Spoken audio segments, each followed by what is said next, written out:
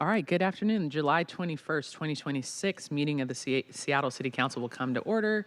It is 2:04 p.m. My name is Joy Hollingsworth. I'm this council president. Will the clerk please call the roll? Councilmember Rivera, Present. Councilmember Saka, Here. Councilmember Strauss, Councilmember Foster, Here. Councilmember Juarez, Councilmember Kettle, Here. Councilmember Lynn, Here. Councilmember Rink, Here. Council President Hollingsworth. 9 present. Awesome. Today, the council will sign and present 2 proclamations. The first one will be presented by Councilmember Strauss, recognizing Salmon Bay FC, and the second will be our Hotel Worker Day by Councilmember Foster. Councilmember Strauss, you are recognized to present your proclamation. Thank you. Salmon. Hey. Salmon. Bay. Salmon. Bay. Let's go national champions. It is such an honor, a pleasure to get to represent the district. Well, we have disputed District 6-7 where Inner Bay is, but it is an honor, and it's just, as I said earlier, I'm just so gosh darn proud of the team. Salmon Bay FC is distinctly different from Ballard FC. All of the other USL2 teams across the nation just use one name to represent both teams. Here in Seattle, we are distinctly different. And we've got a bunch of other teams in the community, so I'll let my colleagues speak to them if they would like, but just want to call out coaches Malia, Shalise, Elliot, and Jimmy. I want to call out our players, Jordan, Morgan, Malia, Rhea, Keely, Juju, Alicia, Sophie, Maya. Well, we got a number of Maya, so Maya Loud, Kaya Hansen, Andy Miller, Ginny Lackey, Jaylee Reynolds, Kirsten McGuffey, Ava Ruby, Chloe Seeloff, who was really good this year. We got Maya Courtney, Jillian McBride, Samia Shell, Blake Warner, Natalie Graham. We got Anika Carpenter, Elena Milliam in goal. Thank you. Megan Cardenas, Rachel Wrights, Maya Hinson, Morgan Manalili. Man, she has good footwork too. Every time she was coming down the pitch, it was like, oh, here we go. We got Louder Hedrick, Caroline Studebaker, Eleanor Morrissey, Aaliyah Doctor, Millie Bray, Amira Hussein, our captain, good to see you. We got Anna Menti. We got Amelia Severn, Uwe Kaya Uwe, our MVP. Lou Barnes plays from time to time. We got Jody Kaya Singh, who made this, for all of you who weren't there at the game, it was a match to be remembered. We went to extra time. We got a goal, they got a goal, we almost got another goal that we thought was a goal, and then we went into PKs, and it was the 6th round of PKs. And a penalty kick, yes. So Kaya Singh nailed that last goal to make us to make you national champions, to make us national champions. We got a Maya Armstead, Maya Courtney, Mariah Gray as well. And I can't forget to thank the organization for creating a community that you get to have affogatos and local drinks while getting to see amazing footwork for 15 bucks. It's just, thank you all for everything that you've done for our community, for being that inspiration to the next generation of soccer players, of soccer champions. For all of you, sorry, I'm going on way longer than I thought I was. Something that is interesting about USL2 is because it is it's not MLS, we don't get to keep these players forever. They go on to go on to higher levels of the game, to get to go on to other things in life, sometimes getting to come back to play for us. And so it's just amazing to get to have you right now. Thank you for being national champions. So Ballard FC, I think I already said this, Ballard FC and Salmon Bay FC, the only club in the entire nation to both be national champions. And this is their 2nd year. My favorite part about this is when they played Colorado on July 3rd, our jeer to them was that they were landlocked. But I saw Councilmember Kettle the next day, and he could hear, from the top of Queen Anne, he could hear us cheering for that win. So those are my remarks, Council President. It's just an honor and a privilege to get to host national champions here at City Hall. Awesome. Thank you, Councilmember Strauss. Are there any other comments council members would like to offer before I request signatures for the proclamation? Councilmember Saka, followed by Councilmember Kettle. Thank you, Madam Chair. First off, I want to say congratulations to Salmon Bay FC as the city council member that represents West Seattle, including your rivals, the Junction FC and the West Seattle Roadies FC. I'm a tremendous fan and supporter of them. I'm looking at the peninsula, the West Seattle Peninsula is over there. But I also am incredibly proud of you all for your on-the-field success, tremendous achievement. It reflects great credit not only upon yourselves, the Ballard Interbay community, but the entire city of Seattle, which is why we're here today and which is also why I'm honored to affix my name, even though I would ordinarily be cheering loudly for the Roadies. But I do congratulate you. Incredibly proud of you all. I want to thank Councilmember Strauss for bringing this forward because this is about bringing communities together. This is about celebrating communities. This is about celebrating women in sport. And for those reasons and so many more, really honored to be able to affix my name to this proclamation to do one small thing we can do from a city of Seattle perspective to honor your exceptional achievement. Congratulations. Thank you. Awesome. Thank you, Councilmember Strauss. Also, I'll note that there is some intermarriage between some of the coaching staff, between your team and my team. So anyways, congratulations again. Thank you, Councilmember Saka. Councilmember Kettle. Thank you, Council President. I just want to say first, congratulations.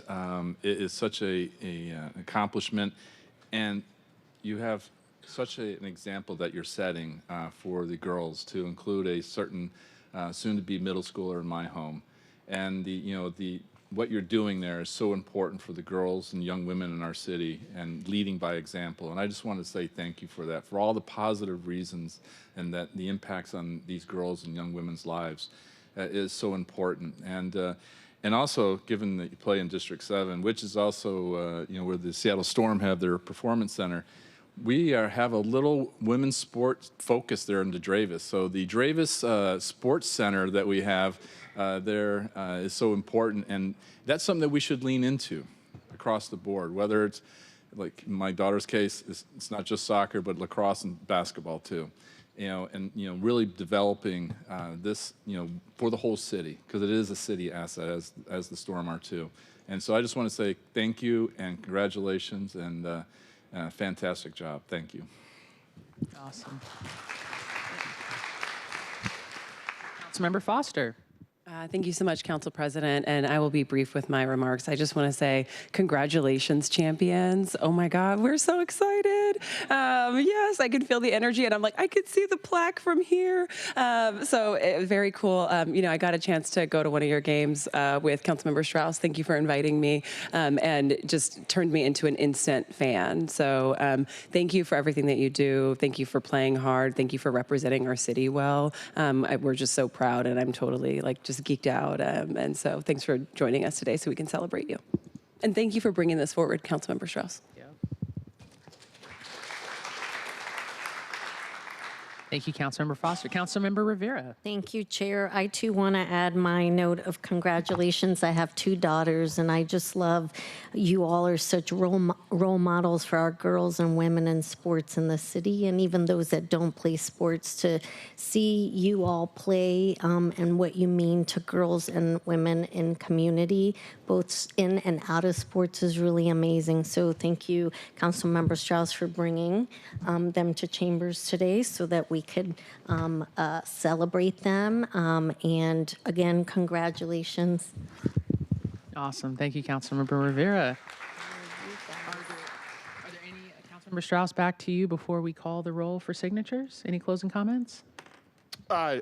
As you can tell, we're all super proud of you. Thank you for being national champions, for dedicating yourselves to a year here. I know that the whole team couldn't be here because colleagues folks go back quickly to either their college or their home. Ginny Lackey flew back here from England to play for one game. It's just been such a pleasure and honor to get to be yelling on the sidelines. I'm glad I got my voice back, so I'm ready for next year. And for anyone that wants to join us, they play in Inner Bay. Season tickets are $100. It's amazing. So I'm looking forward to next year where we'll roll back, do it again, get that second star.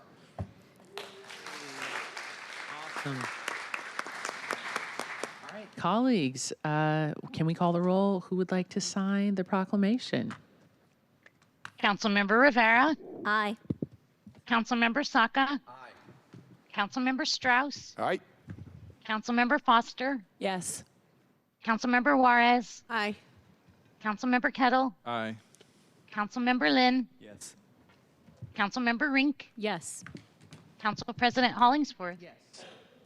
9 signatures will be affixed. And if there's no objection, the rules will be suspended to present the proclamation to our guests and allow them to provide some comments.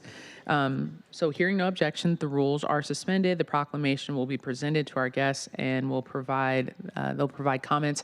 I don't know who's coming up to speak, but whoever is, you are more than welcome to come up, whichever mic, to provide some comments. Yeah, that's great.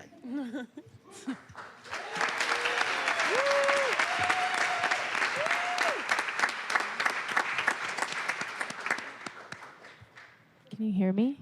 Yes. Okay. First, we want to say thank you for inviting us here. But more importantly, we want to say we can't do anything without all of you. And we're so grateful to be here, but we're also just grateful to kind of pave the way for all the young girls and the younger generation. So thank you again. Hey.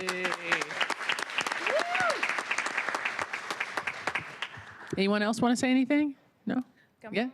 Awesome. Hey, short and sweet. Councilmember Strauss. Can we take a picture up here on the dais? Absolutely. All So right. now can we all come take a photo? You're just going to come up here on the dais. Ole, ole, ole, ole. Santa Bay, Santa Bay. Ole, ole, ole, ole. Santa Bay, Santa Bay. Ole, ole, ole, ole. Santa Bay, Santa Bay. Ole, ole, ole, ole. Santa Bay, Santa Bay. You can come on in and spread down. Come on over. Come on over. Yeah, right here. You're in the middle. Okay. All right. And we're looking at this camera right Bob, do you want the scarf? Natalie, you're going to tell us when? Count us down. This is 6, 7 over here. And then what happened to the proclamation? Is it up right there? We need one more signature. What- who we Rob. get? Councilmember Saka. I thought he signed it. I'll sign it, but I'll sign it again. Oh, we have it twice. We'll get this back to you in a minute. I'm going to hold this here. You want to hold it, Natalie?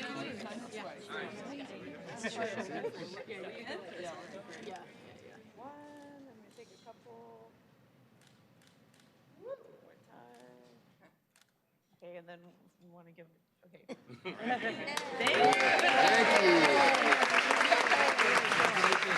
Thank you so much. I'm going to get this back to you with the correct signatures in a couple of days. So I'll get them back to you in a minute. But real pleasure to get to see you all again today. Congratulations. For the crowd, hip, hip. Congratulations. Hip, hip. Hip, hip. Hurrah. National champions.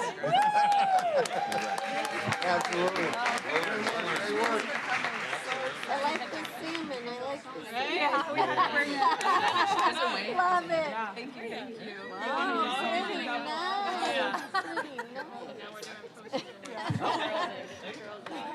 Bye, y'all. Bye. Thank you. Thank you so much. That's awesome.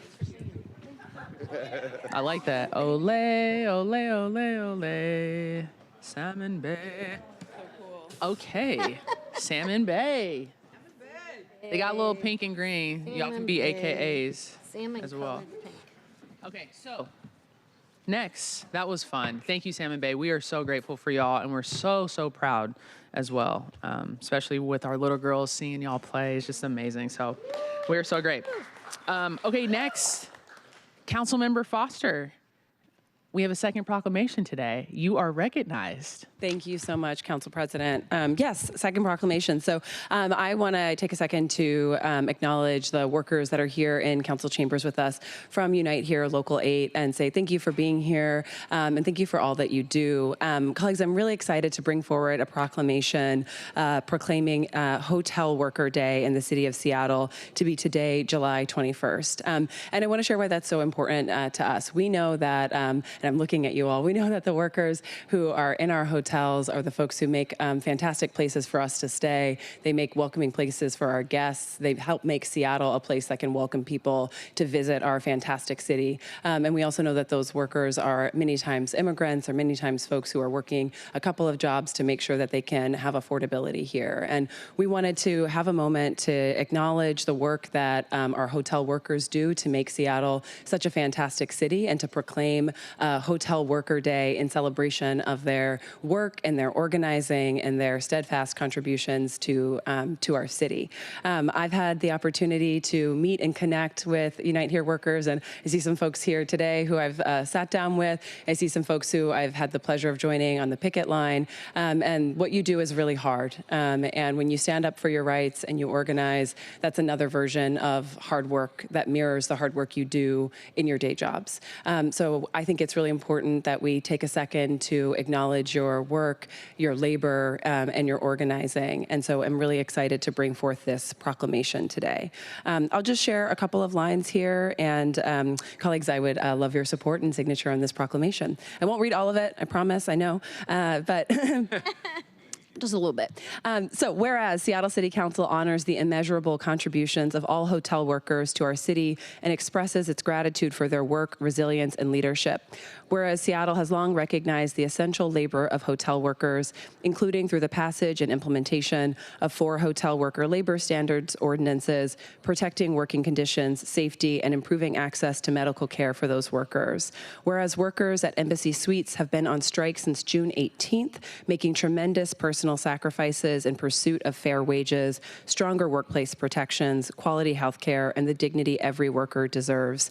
Whereas Seattle City Council stands in solidarity with hotel workers and urges all parties to engage in immediate good faith negotiations to reach a fair agreement that respects workers, recognizes their contributions, and brings this labor dispute to a just and timely resolution.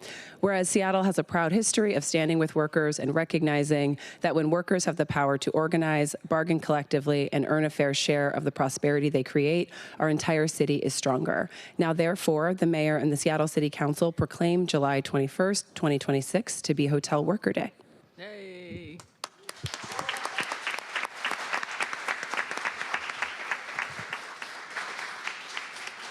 Before we call the roll for signatures, is there anyone that has comments? Councilmember Lynn. Thank you, Council President. Thank you, Councilmember Foster, for bringing this forward. And thank you for everyone who came here today. And I just want to, in particular, speak about sort of the bravery of standing up for yourselves, for your colleagues, and the importance of, it is not just a fight for your rights, it is a fight for working people everywhere. And so I just want you to know that you are not alone, that you are fighting a good fight when you stand up for yourselves, when you stand up for your colleagues, and when you fight for the dignity of labor. So thank you for all you do, and thank you for being here today. Thank you, Councilmember Lynn. Councilmember Juarez. Thank you, Council President. I'm going to stand. I want to thank you folks at Unite Here for being here today. I want to thank Councilmember Foster, who is new to Seattle City Council, but has been working on labor issues, and I really appreciate your input on all of these issues. But I especially want to thank Stefan, who I've been dealing with for a decade. We don't always agree, but I always appreciated that labor would put Stefan forward to come talk to us. A lot of labor issues, a lot of labor peace agreements. a lot of contracts with Seattle Center and other issues. And so you have a great leader, you have good people, we have good leadership. And for that, thank you, Stefan, because I know you've been here a long time, longer than me. So thank you. And thank you, Councilmember Foster. Thank you, Councilmember Juarez. Councilmember Rivera. Thank you, Chair. I just want to thank you all for being here, and more importantly, for the work that you do. And particularly, we just had a great event where people from all over the world came here, and you took great care of them. You take care of our visitors at the city, and you make us look good, and you deserve to be taken care of. So I just want to thank you for being here today, and I want to acknowledge that, coming on the heels of the event we just had where there were so many folks here from all over. And then Councilmember Foster, thank you for bringing this proclamation. Thank you. Thank you, Councilmember Rivera. Councilmember Strauss. Yeah, thank you. I'll be brief. Your shirt says exactly what I'm thinking, that one job should be enough. This city is not getting any cheaper to live in, and it's important that we support your rights to live, to earn a living wage here in our city. These types of strikes, as I understand, usually 2 days, maybe a week. I understand you're in week 5. Is that right? Thank you for what you're doing, because you're doing it not only for yourselves and our community, but for so many other people in this world, and we're standing with you. Thank you. Thank you, Councilmember Strauss. We also have Councilmember Rink. Thank you. One job should be enough. Just simply put, one job should be enough. And I know from my time being alongside you all on the picket lines, I talked to some of you working 5 jobs to get by in this city. That is unacceptable. We should not be living in that reality. And in so many ways, I think exactly the phrase that you all champion, one job should be enough, captures it so well. And I know that is something that this body is working every day to try and fight for a city that really works for all of us. But I wanted to take this moment to really thank you for your courage throughout this strike. I know it's been challenging, but I want to urge on the strongest of terms the need to come to a resolution, to bargain in good faith, because your demands for year-round health care, for appropriate staffing, pre-pandemic staffing levels to be restored, and protections from ICE are beyond reasonable. They're necessary. And so, Councilmember Foster, thank you so much for bringing this proclamation forward and honoring hotel workers for the incredible work that they do. And I want to thank all of the representatives from Unite here today. Thank you for your courage in this fight. It's been an honor to stand by you, and we'll continue to stand by you throughout this. Thank you. Thank you, Councilmember Rink. Councilmember Kettle. Thank you, Council President and Councilmember Foster. I just wanted to say, I've had these conversations with Stefan, so I think it's just right to say it publicly to the group here, Unite 8, that it's important to have a seat at the table and to have your voice heard, and to negotiate and work these challenges that we're facing. And so I thank you for being here, and I can vouch, as some of my colleagues, Councilmember Juarez, Stefan, and the leadership is fantastic. So thank you both for being here. Awesome. The group. Thank you. Thank you, Councilmember Kettle. Councilmember Saka. Thank you, Madam Council President. I'll just be brief and say that I'm really proud of you all for your courage and commitment to stand up for the labor movement and fighting for these rights that you so desperately have worked hard for and deserve and need. As Councilmember Rivera alluded to a moment ago, we just got done welcoming the world, but we were a global city before FIFA. We'll be a global city long after FIFA as well. And you all are a significant part of that. You are the backbone of our economy, specifically as it relates to the hospitality industry and our standing as a strong global city leader. And you're also unseen by many of the people that come visit here. But I want you all to know that I see you, that this council obviously sees you and your work, not only for yourselves, your union, but the broader labor movement, They're greatly appreciated within the city of Seattle, so thank you.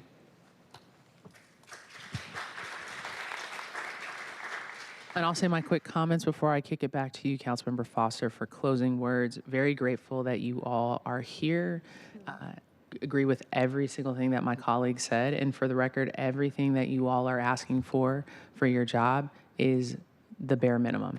It is the bare minimum. And so support you all 1,000%, as I always say, because I'm from the CD, 10 toes down, 1,000% for what you all are asking for, and we really appreciate you being here. And thank you, Councilmember Foster, for bringing this forward and highlighting you all so we could celebrate y'all today and elevate your voice on what's going on with your strike in week 5 right now. So thank you all. Thank you.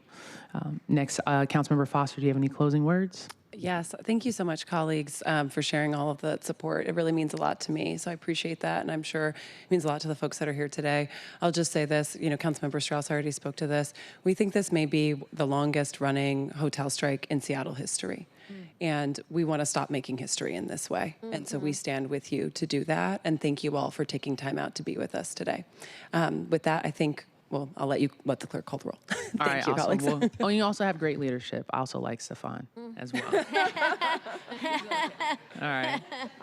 Everyone else gave you shout out. If I didn't, I know I would have heard about it later. So, clerk, will you please call the roll to see who would like to fix their signatures to the proclamation? Councilmember Rivera. Aye. Councilmember Saka. Aye. Councilmember Strauss. Aye. Councilmember Foster. Yes. Councilmember Juarez. Aye. Councilmember Kettle. Aye. Councilmember Lynn. Yes. Councilmember Rink. Yes. Council President Hollingsworth. Yes. 9 signatures will be affixed. Awesome. Yay. So it is officially 21st, Hotel Workers Day. And so if there's not an objection, the rules will be suspended to present the proclamation. And hearing no objection, rules are suspended to present the proclamation. And then I think we're inviting Stefan and then 3 people as well, or whoever is speaking. Yeah? Okay, awesome. From the group.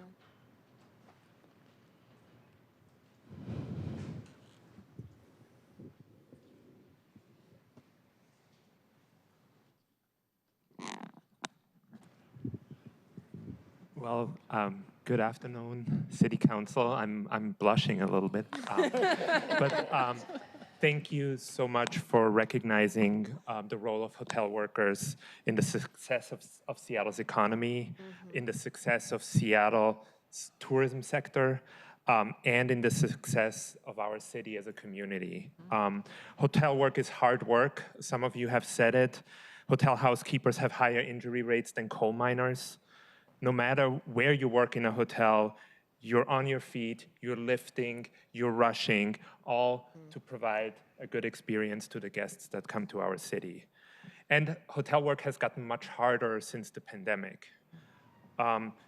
Staffing levels have dropped. What used to be one person's job in the past is now, what used to be 2 people's job in the past is now 1 person's job, right? At the same time, many workers are struggling to get enough hours to actually make a living and support their families. After years of rising costs, groceries, housing, childcare, all the other essentials, we're again facing inflation in Seattle of 5%, right? And so that's why workers at the Embassy Suites are fighting for better wages, a return to pre-pandemic staffing levels, year-round healthcare, right? There's a lot of people in the hotel who lose their healthcare in the winter when it's slow. And that's why they're fighting. But they're also fighting for something even more fundamental, and that's equally important. They're fighting for their rights as workers and as immigrants. Almost 5 weeks into the strike, hotel management and ownership has responded with a 40-cent offer for them to return to work and has rejected some very basic protections for immigrants in the workplace. This is why we're so excited that you're recognizing hotel workers here today and that you're passing this proclamation. So I really want to thank Councilmember Foster, all of you, the mayor, for signing on to this proclamation because it means a lot to us. And I'm going to turn it over to Hayden and Fabiana, who are going to say a few words themselves. Okay. Honorable councils, my fellow workers, everybody in the room, have a blessed, good day. I am Vivian Kibao, working at Embassy Suite under the Food and Beverage Department. I never imagined that I would have to stand here and join a job action. I decided to go out, and now I have been on strike for 34 days. This is not something I would normally do, but this is not only about me. Everyone is experiencing the same problem. I am one of the senior employees in our department. Most of the time, I consider myself lucky if I receive 35 hours. Even now, during the busy or peak season, I'm still receiving only about 30 hours per week. However, even though our shift had been shortened, we are still expected to work faster and carry the same heavy workload. We are not being given enough paid time to complete it properly. This creates tremendous pressure and affects both the employees and the quality of the work we are able to provide. When I go home, I am so exhausted, all I can do is lie down. That's real, nothing else. In our last union contract, we received a wage increase. We were grateful for it, and we hope it would help us manage the rising cost of living. However, what is the value of higher hourly wage if we are given fewer hours to work? We want to continue doing the jobs we love. Our work is our bread and butter, but we also want to know that our work is valued and that our concern matters. We are not asking for special treatment. We are asking for fairness. I cannot bear to be quiet.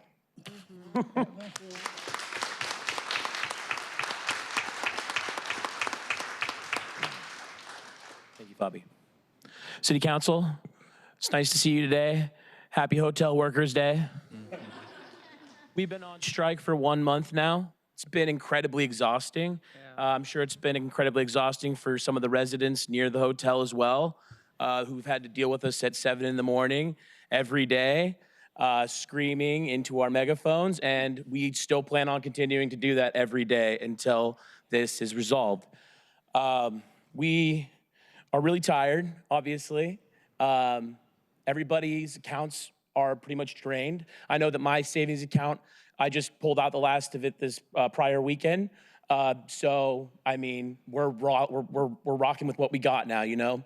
And we're gonna stick together no matter what, through thick and thin, financial hardships, whatever that comes along. And we're gonna make sure that we get what we demand, what we want, we deserve.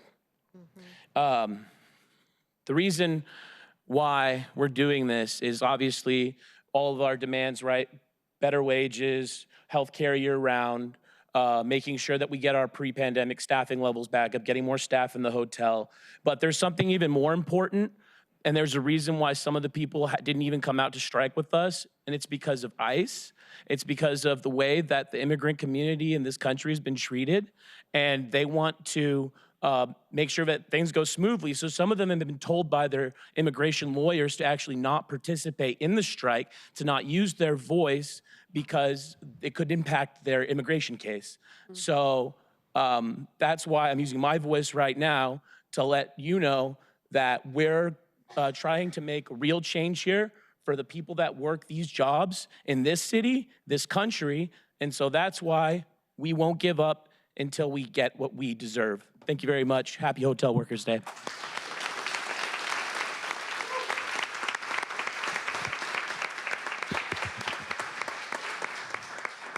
Well said. Wanted to know, just do a check. Did you want a picture, Councilmember Foster? Can we do them real fast? Yeah, let's do. So Can we do a picture real quick? Yeah. Okay. Awesome. All right, we'll do a picture, and then we'll have Deanna Lee will be in the middle. She will count us down, and yeah. Okay, absolutely. Do you want to just do? Okay, perfect. So council members, we're going to come down here and we're going to take a photo. Thank you.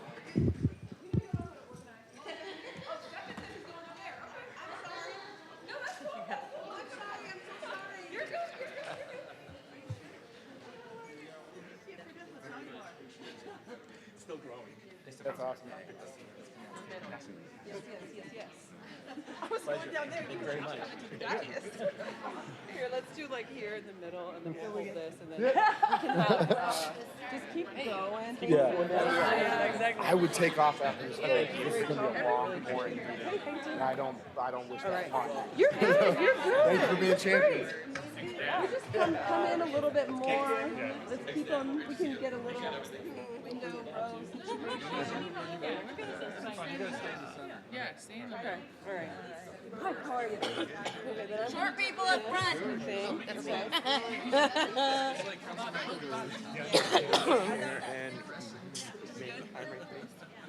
Zach, you better go.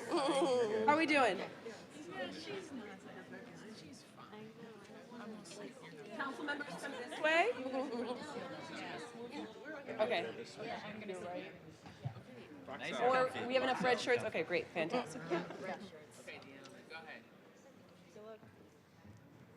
I think we got everyone. Right here. I'll count you guys down in 1 second. Okay, ready to try not to blink? 3, 2, 1. Okay, thank you. Awesome. Thank you.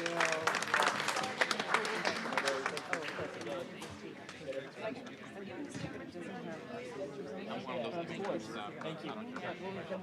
I'll be there. Get everything. Thank you.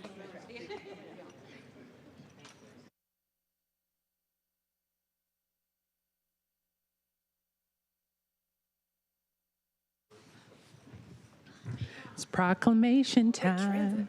That's my song. Proclamation time. All right. And Memories.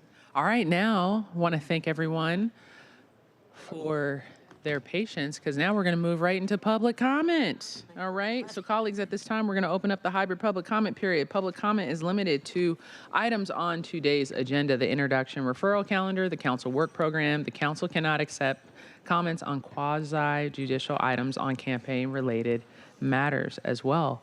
Clerk, how many speakers do we have? We have 11 in person and 4 remote. Okay, awesome. Everyone's going to get 2 minutes. Will the clerk please read the item, or excuse me, we'll read the instructions to the public comment. Speakers will be called in the order in which they registered. Speakers will hear a chime when 10 seconds are left of their time. Speakers' mics will be muted if they do not end their comments within the allotted time to allow us to call on the next speaker. All right, awesome. We'll start with in-person folks first. We have Miss Yvette Dinish and Miss Yvette, I'm going to say the first 5 names. Yvette Dinish, Roberto Daniel Smith, we have Pauline, we have Greg, and we have Kirk. So Miss Yvette, you are first. Unless there's another Yvette Dinish. There's only one. There's only one. The one and only. Thank you. I pledge allegiance to the flag of the United States of America and to the republic for which it stands, one nation under God, and liberty and justice for all, and that includes hotel workers, okay? Yeah. I want to also thank you for the funding I'm sure you gave to the Chinatown International District. Living in the CD, going to the parade every year was a ritual. And I went this past weekend and it was outstanding. I had a great time. The only thing that would make it better is if the Blue Angels were to do a flyover. I'm just saying. So thank you for helping to fund that wonderful program. And also regarding the King County Regional Housing Association, I know there's talk about dissolving it, but quite frankly, I don't have a whole lot of faith that they will do better. I would like to think they had 3 years to do right with their funding, and they did a poor job of doing that, quite frankly. So I certainly hope that going forward, if you continue funding, that we keep a close watch and close eye on how their money is being spent. Thank you. Thank you, Miss Yvette. All right, we have Roberto, followed by Pauline and Greg. Welcome, Roberto. Hello. Thank you for taking the time, Councilmember. Speak in the mic. You're good. We'll restart your time. All All right. Thank you Perfect. for taking the time, council members.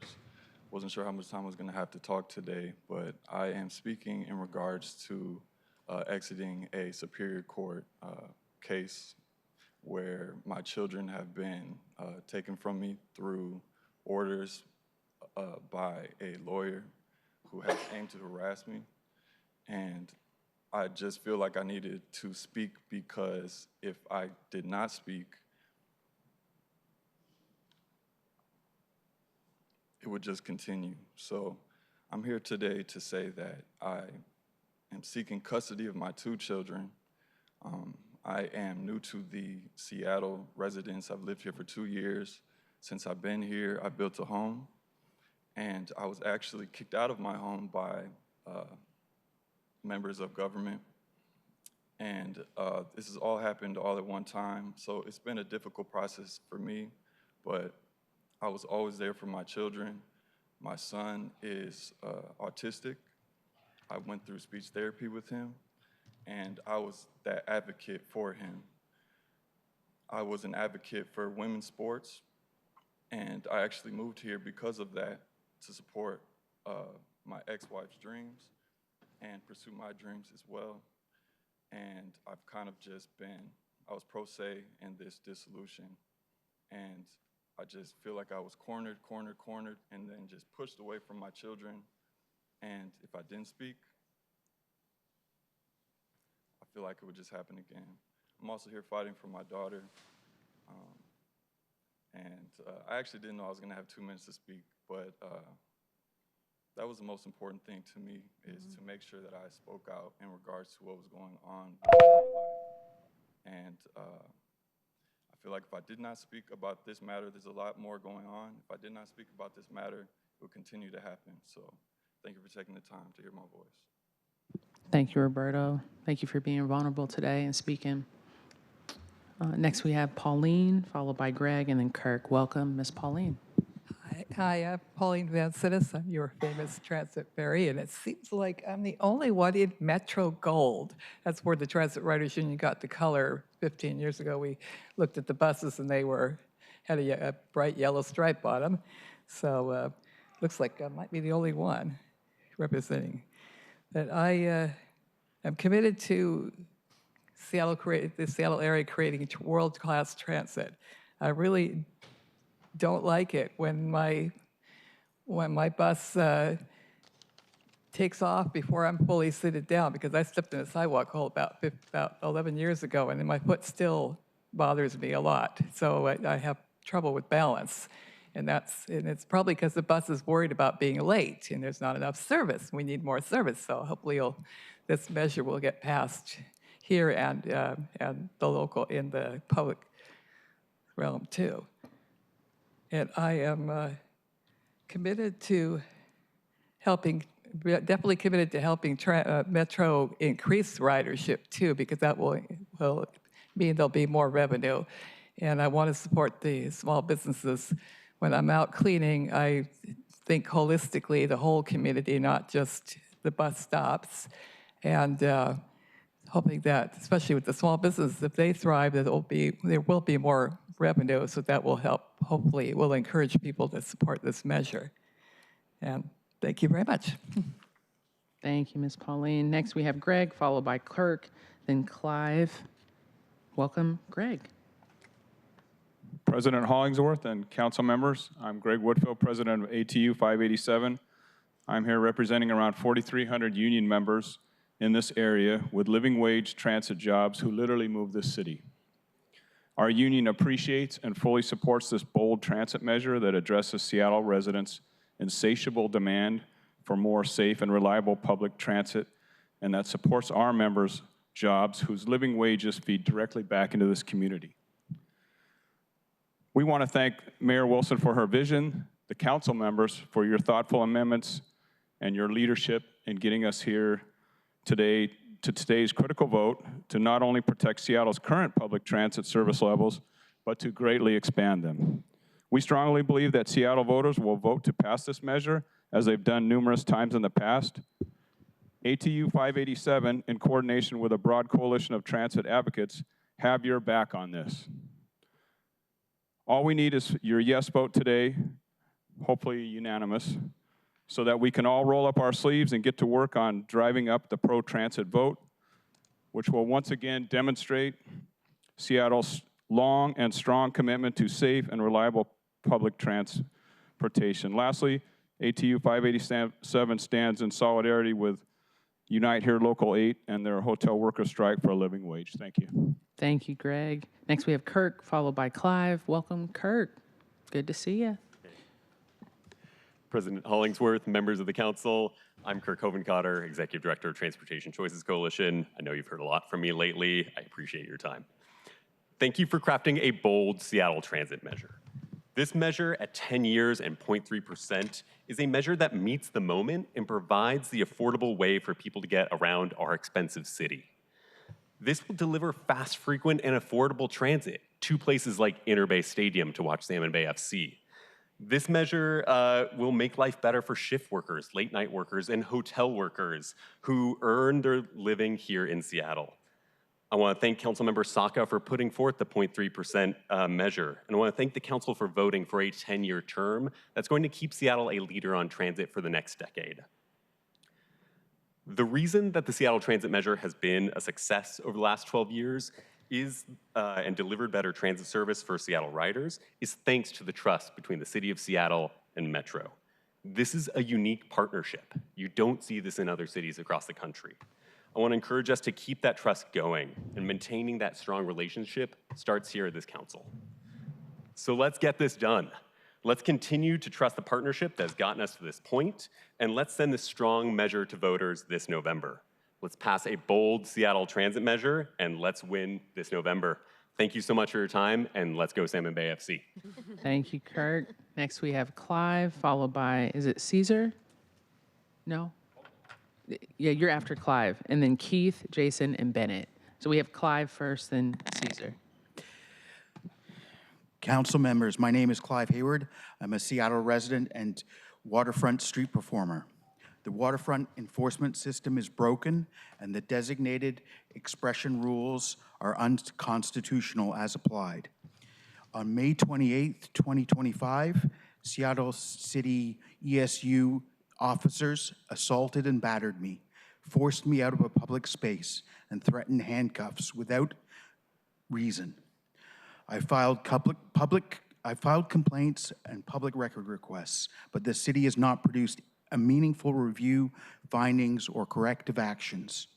Since then, ESU policy violations and selective enforcement against performers have gone unaddressed. On June 12th, all designated spaces were occupied. I had no crowd, no obstruction, no safety issue. I said I'd move if exclusion was threatened. I was excluded anyways and threatened with criminal trespass. The rules may sound neutral on paper, but in practice, enforcement is concentrated on buskers who while other violations and more serious safety issues are handled differently. I'm asking council to review the waterfront enforcement, their ESU authority, complaint handling, selective enforcement against performers, and whether these rules are constitutional under Berger versus the City of Seattle.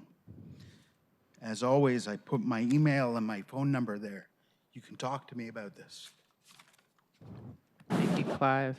I did go down on the waterfront. I didn't see you, but I saw your friend, and I visually see what you're talking about. So I'll follow up with you, what you're talking about, okay? I did visually see it.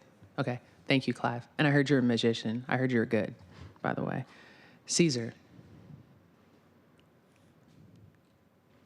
And after Caesar is going to be Keith, Jason, and Bennett. Hi, hello. Thank you so much for this opportunity. Seattle City Council. Yeah, I'm a street performer too. I'm a clown and do a twister balloon animal for kids. So yeah, I just wondering if you can support us like a little bit more. Don't let the security people try to us like a little bit criminalize the jugglers and magicians, street performer. Yeah, we're not doing nothing bad. Just entertain people, entertain tourists. We working by tips, by donation, and just this is what we do for a living. And thank you so much. I really appreciate it, everybody.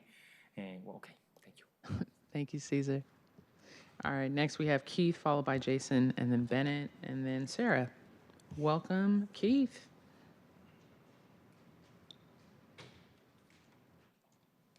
Thank you again, you all, for being a part of our city. Thank you for making our city strong and continue to help it grow stronger. I'm so grateful for your wisdom and all that you do for us, the hard work. My name is Keith Miller. I run a company here in Seattle for the past 25 years, Miller Interior Design. I love to bring joy and cultivate community. And I've seen the beautiful, beautiful work we've done in the landscaping of places like our waterfront that welcomed our soccer teams. It was just extraordinary to see all the things that have been done there through my good friend Richard Hartledge, who designed that waterfront area. And I love listening to my new friend Pauline, who is diligently cleaning up important parts of public spaces.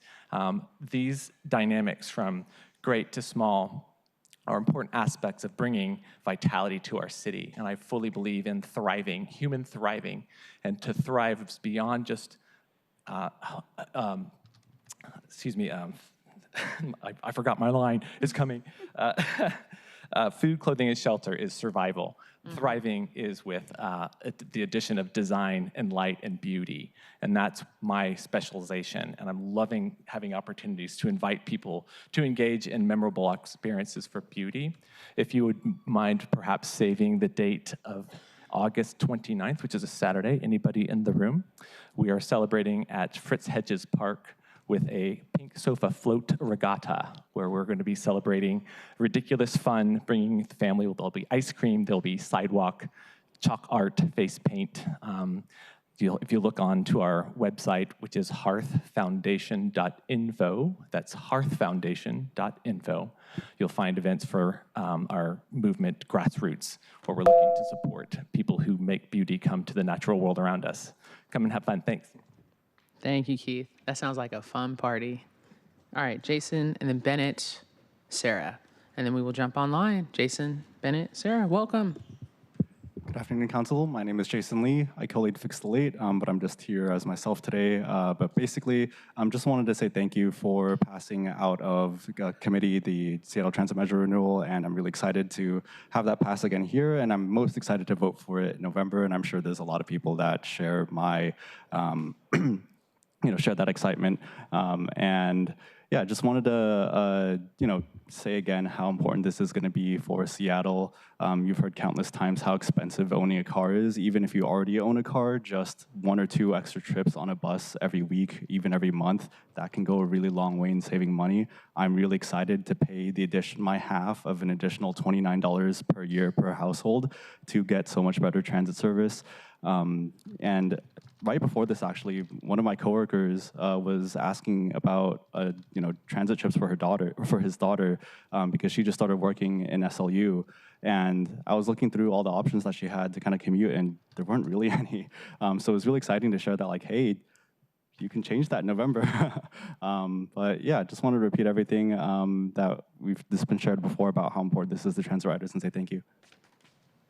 Thank you, Jason. Next, we have Bennett, followed by Sarah, and then we'll go online. So if you're online, we have 2 more in-person speakers. Bennett, then Sarah. Thank you.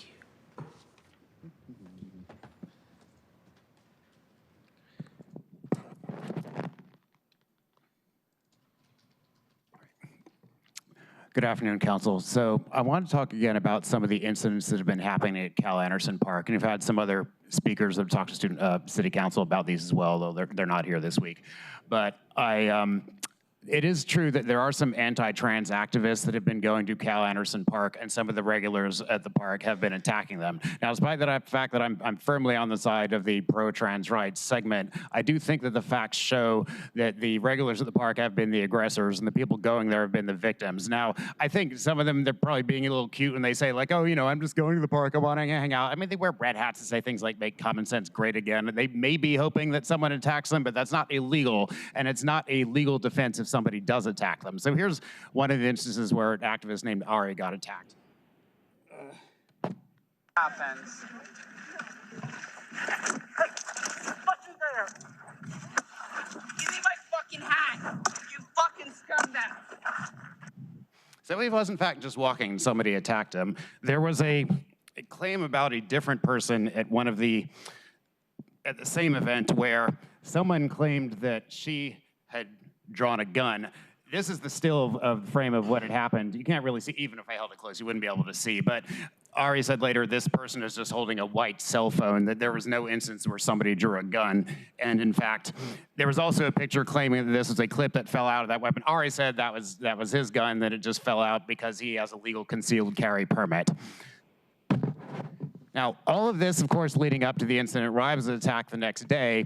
Now, me, as I've said before, this is because, you remember the video I showed you last week of the woman chanting, "Long live October 7th," and I said, no, let's not do that, that's bad, actually. And they responded to criticism by calling it harassment, and the rumor mill, because they're insane people to begin with, calls it rape. A man criticizing a woman is not rape, but this has been behind what has caused the attacks at Cal Anderson and some of these instances. It's insane. Thank you, Bennett. Next, we have Sarah. And then if you are online, we are coming to you next. Welcome, Sarah. Hi, council members. Hope everyone's having a great day. I really hope you support this new transit measure. I know it'll help a lot of people in the city. I know it helps with making sure buses are on time, but I also hope it helps keep bus drivers and riders safe. I don't want to speak exactly to what happened, but I've shown family from Canada the transit system here, and there's just some appalling things that happen. That's all I will say.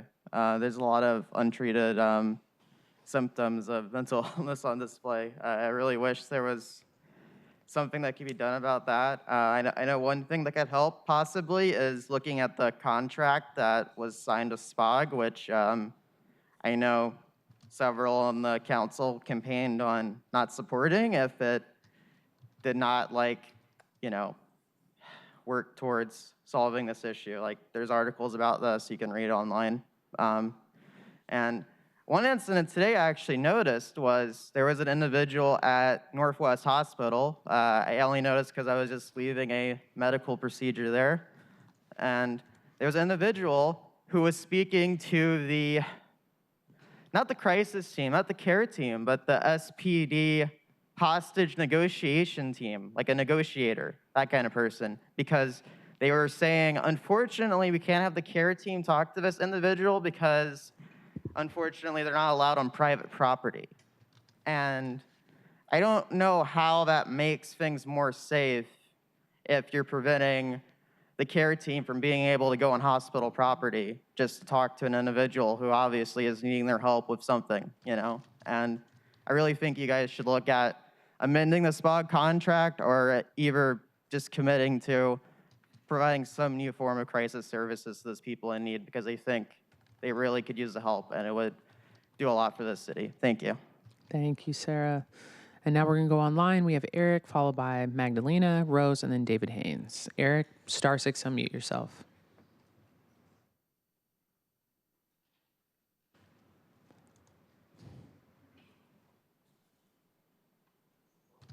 We see you online. Just *6, unmute yourself. You're on red right now. There you go. Thank you so much, Council. My name is Eric Giloi. I'm a Metro Transit operator. Every day I see firsthand how important reliable public transport is to our community. I transport people to work, school, medical appointments, and other essential destinations. For many of my riders, public transport is convenience. It's not a convenience, it's a necessity. Supporting this transit measure means investing in the people who rely on the buses every day. Additional service hours will improve reliability, reduce overcrowding, and help meet the growing demand of transit across Seattle. Without this investment, service cuts will make it harder for people to get where they need to go. This measure is also an investment in the workers, drivers who keep Seattle moving. When transit is funded, we can continue providing safe, dependable service that our riders count on. I respectfully ask you to send this measure to the November ballot so Seattle voters can decide on the future of public transport. Thank you for your time and consideration. Thank you. Eric, next we have Magdalena, followed by Rose, and then David Haynes. Star 6 to unmute yourself.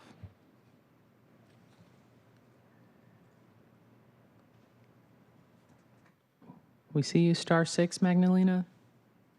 To unmute yourself. You're still on red. Oop. There you go. Hello, Council. Trans people are Seattleites by right of spilled blood. Ours. Our ghosts have joined the slaying of Chief Seattle's people in judgment of this city. Your ability to send feel-good motions like today while ignoring our dead is a condemnation of your characters and political intelligence. 20 names in Cal Anderson Park Council. You don't know one of them. You care more about transit than trans people, and that not very much. But we love Seattle more than you do because we have fought and bled and died for it. Declare trans refugee civil emergency and recognize our genocide at home. Council President Hollingsworth, you have been preparing your mourning dress for our funeral and have been doing nothing to prevent the murder. Joseph Robinette Biden will enter history as Genocide Joe. You will join him as Holocaust Hollingsworth if you do not step forward in boldness in our defense. Member Kettle, the police regularly rape and kill and vanish us and then yawn when we report it. Our sovereignty has been sacrificed to the suburbs and the cities which surround us. Hiring cops from out of town is akin to hiring mercenaries and not keepers of the peace. Look at your hands, both of you. They are dripping in the blood of our trans martyrs and community saints, spilled by your indifference, and they will not be washed away by time or posterity. Only trans people's endorsement can ever do that. Member Rink, I am frustrated that so often it is you and Member Baker carrying the torch of any civil rights, concerns about morality, or uplifting social discourse. I am afraid that this council's fecklessness will destroy you and hollow you out. Please hold on until we can send you better colleagues. To the right side of the chamber, please understand that history is repeating and you are failing an open book test. Be mindful. You have all the watches, but we have all the time. Your district will flip if you do not buy credibility with the people of the city, particularly us. 40,000 of us last year, more coming this year, and we've been coming here for 6 and 7. Meanwhile, black and brown trans people are paying the most for your apathy. Please do not believe the fascists will kill us all, or even enough of us for it to matter. We will outlast them, and you will have to live with us as neighbors. You will have to live with yourselves, too. The blandishments of power, fortune, and pleasure all fade. What fades last is memory. Many years from now, aged and surrounded by your friends and loved. Thank you, Magdalena. Next, we have Rose, followed by David Haynes. Rose, welcome. Hello, Council. My name is Rose. Every week, there are members of our community that come together in Cal Anderson to be able to provide for those that are homeless and struggling. There are 150 to 200 people that are fed there every single week. This community effort is constantly in danger of shutting down, something that the city constantly relies on for support. They rely on community support from some of the most destitute people in the entire city. We have talked tirelessly with you all in your offices about how destitute the transgender community is and how the homelessness and the struggling that has happened. We need more than just words. We need the emergency declaration. We need more community input. We need more from the city to be there for us because we have individuals that are constantly begging from those of us that barely have a dollar in our pockets to be able to support those that have none. We are destitute beyond the most wild dreams of most people, and we are experiencing violence constantly as people are becoming more and more desperate. There was a stabbing in Cal Anderson. There was an assault in Cal Anderson that happened from individuals who are so broke and so poor that they are struggling to have anything at all. We can't just have this go on. We also need to have you all stand up against the cops that harass us. This last Wednesday, cops harassed trans people at Cal Anderson for no reason, who had a fire that had been cleared by the fire department, but police came in 4 cars and threatened everybody with arrest. That is not okay. That is not something that can continue. That is not something that can be justified, that people can just come up and harass us in our park and our vestige and our sanctuary that's supposed to be a place for us, and we have so few other places. We need you all to stand by us. We need you all to stand for us, and this isn't it right now. We need you all to be there for us. Thank you. Thank you, Rose. And if you hear me, shoot me an email and tell me about the incident at Cal Anderson Park so I can have your contact. Thank you. David Haynes. No más muchos otros y poquito dólares. No más muchos otros y poquito dólares. We need workers to get a 3.5-day work week, 7-day pay, and take it from the non-working shareholders every 3 months that drain the lifeblood of the local hotel economy through Wall Street, who thinks they can get away with stealing all of the unforeseen capital gains. It's unforeseen because nobody wants to point it out and give it back to the workers. That's why we need council to step up and introduce legislation to discipline that greed and make that unforeseen capital gains benefit the working class. We need more than just, no offense, an empty-worded virtue signal of a proclamation, because Unite 8 seems to get paid for the daily theatrics. Yet they need to go address the bank that owns the building, the King County property assessor who inflated the property values, and then Wall Street's headquarters who keeps draining the hotel and turning against the workers and selling them out and cheating them. Instead of just rabble-rousingly making a bunch of noise, making sure you're collecting a paycheck at the expense of the working class that still expects you to deal in good faith as well. We need you all to flash mob on the greed that keeps parasitically skimming the working class as opposed to make them just stand outside and bother everybody else. You got to be more effective in your efforts to discipline the greed to make it benefit the whole of the community, starting with the actual workers who do all the work and still make less than the non-working shareholder middlemen that the Democrats want to tax and the Republicans want a tax break. But neither one gives it back. Neither wants to give it back to the workers. Want to keep people desperate and poor and spied and lied and bite off. Anyway, you all need to give the mayor props and leadership priority on her transit tax because she knows better about the transit services needed. We don't need council constantly weaponizing the race and the special privileges. We need a better transportation system. Thank you, Mr. Haynes. There are no other further public comment in person, and there's no one online. So I want to thank the public for coming to, before I finish wrapping up, Councilmember Strauss. Thank you, Council President. We heard a public commenter today use the term Holocaust, and I just, as a German Jew, I want to recognize the fact that the Holocaust was a very specific event that occurred in Europe to Jewish people, which is different than the subjugation and elimination of Native Americans across our nation, which is different than the genocides that have happened around our world. And so I am giving the benefit of the doubt under the First Amendment that that was a one-off and maybe not completely aware statement. And I am also stating for the record that because those are very specific things that have happened in history to specific people, that if that is something that is repeatedly shared here at council in that way, in the same way that Mr. Zigheil is, when he speaks to me about the Holocaust, I have given him very clear direction that it can become harassing to me individually because of my history. And so I'm just stating for the record that that type of language, when used, it needs to be held in the context in which that word it means. And so I'm just stating for the record that I'm giving the benefit of the doubt that under the First Amendment that was a one-off, but if it comes back, then it's not a one-off. Thank you, Council President. Awesome. Thank you, Councilmember Strauss, for highlighting that and stating that for the record. Colleagues, this is the close of public comment period, and I want to thank everyone for coming to public comment, especially when you come in person, and then also I know the folks that wait online because we have the people that are in chambers first, and then we go to online, so really appreciate your time to that. Colleagues, we're going to transition from public comment and jump right into the good stuff. So if there's no objection, the introduction and referral calendar will be adopted. Hearing no objection, introduction and referral calendar is adopted. If there's no objection, the agenda will be adopted.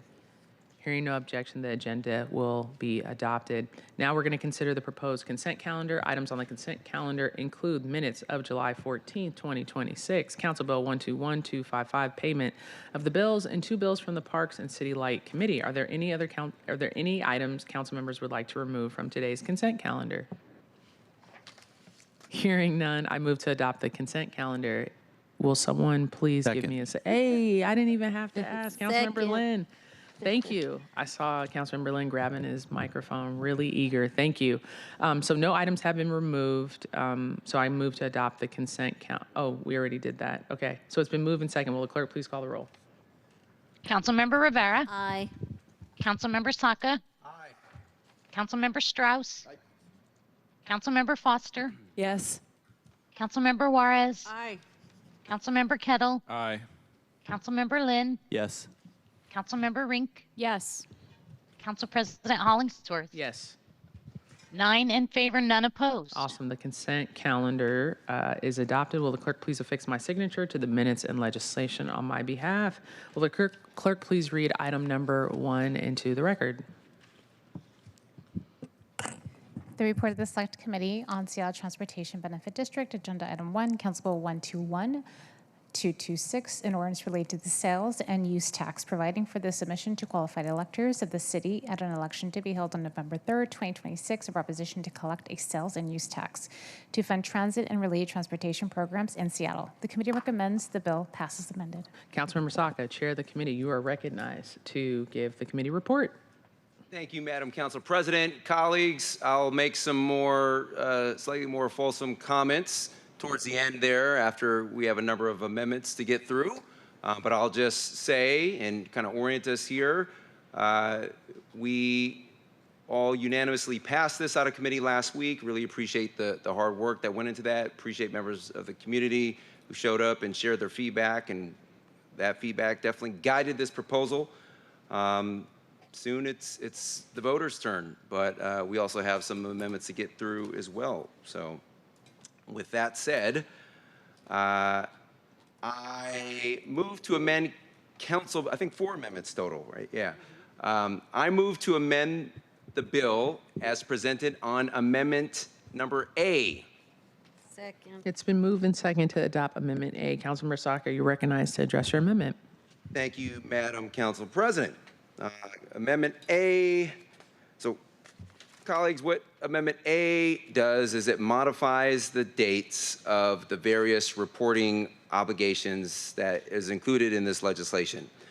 Through the amendment process, we strengthened this proposal in so many durable and impactful ways by promoting and championing transit safety and security for all, by boosting accessibility, by making sure that we live up to the promises contained in this, and part of that is accountability and oversight. So, and I'll reference our esteemed colleague, Councilmember Kettle, on this, because I always appreciate when he reminds us the importance of paying attention to the cumulative impacts of various initiatives.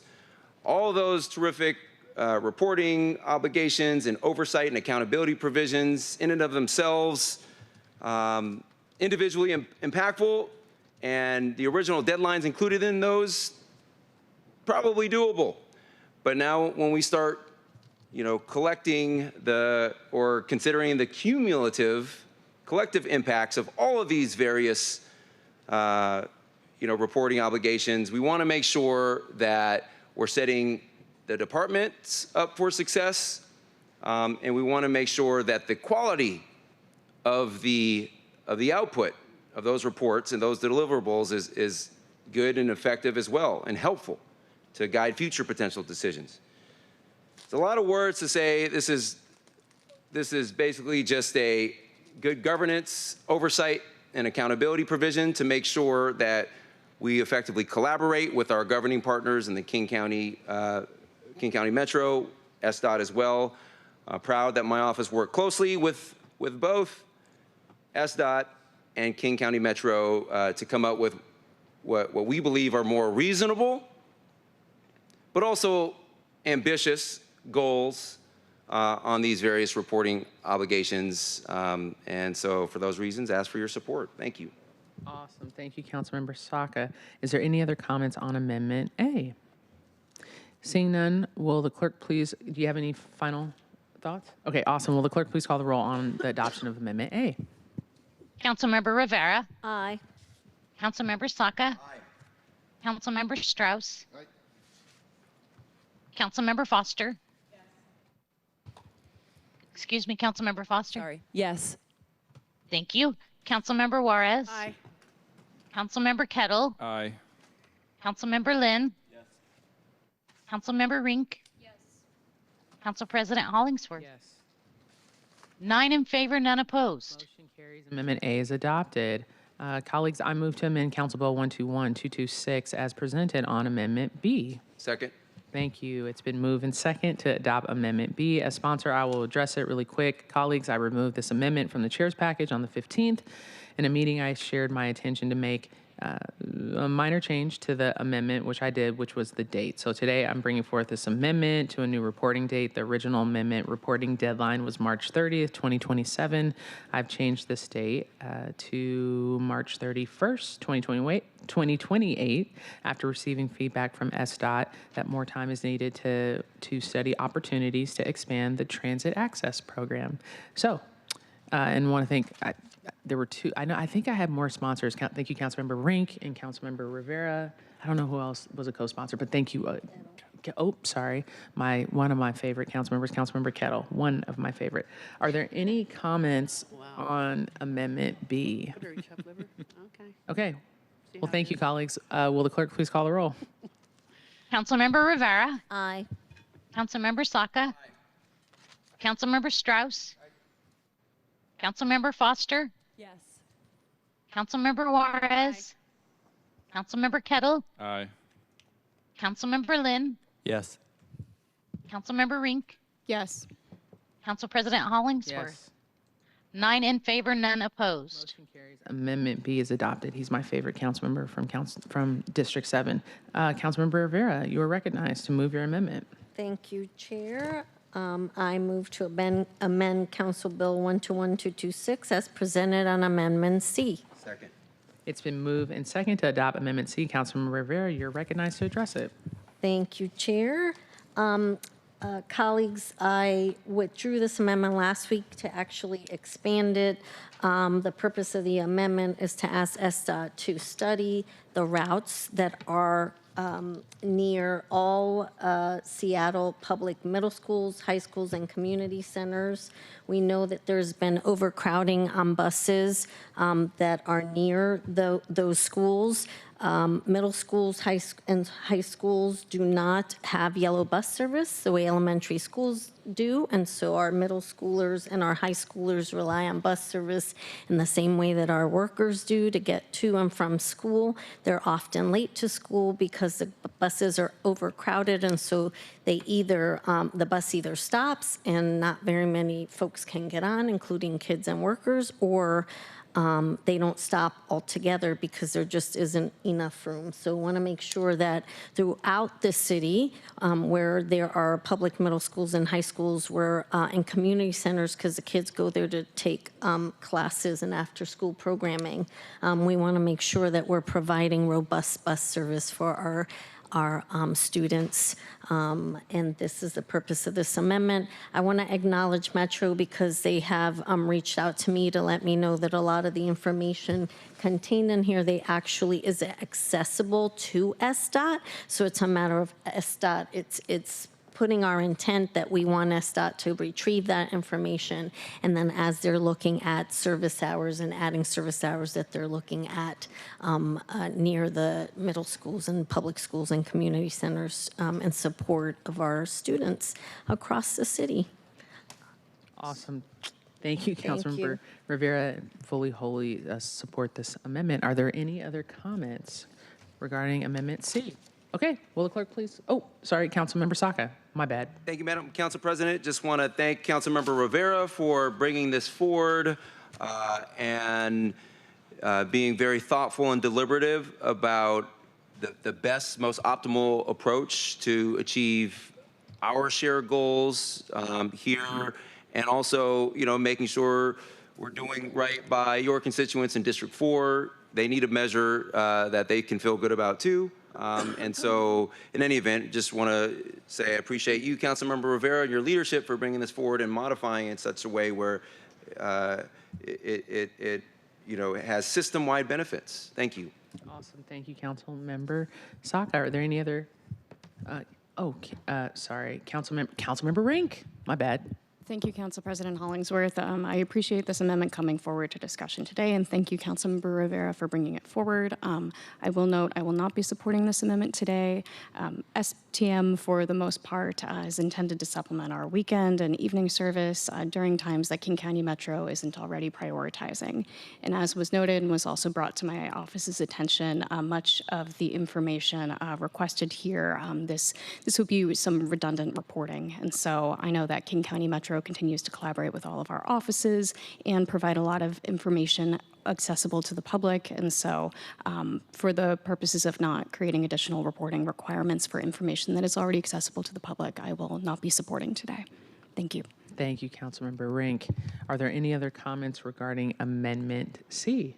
Yeah, Councilmember Rivera.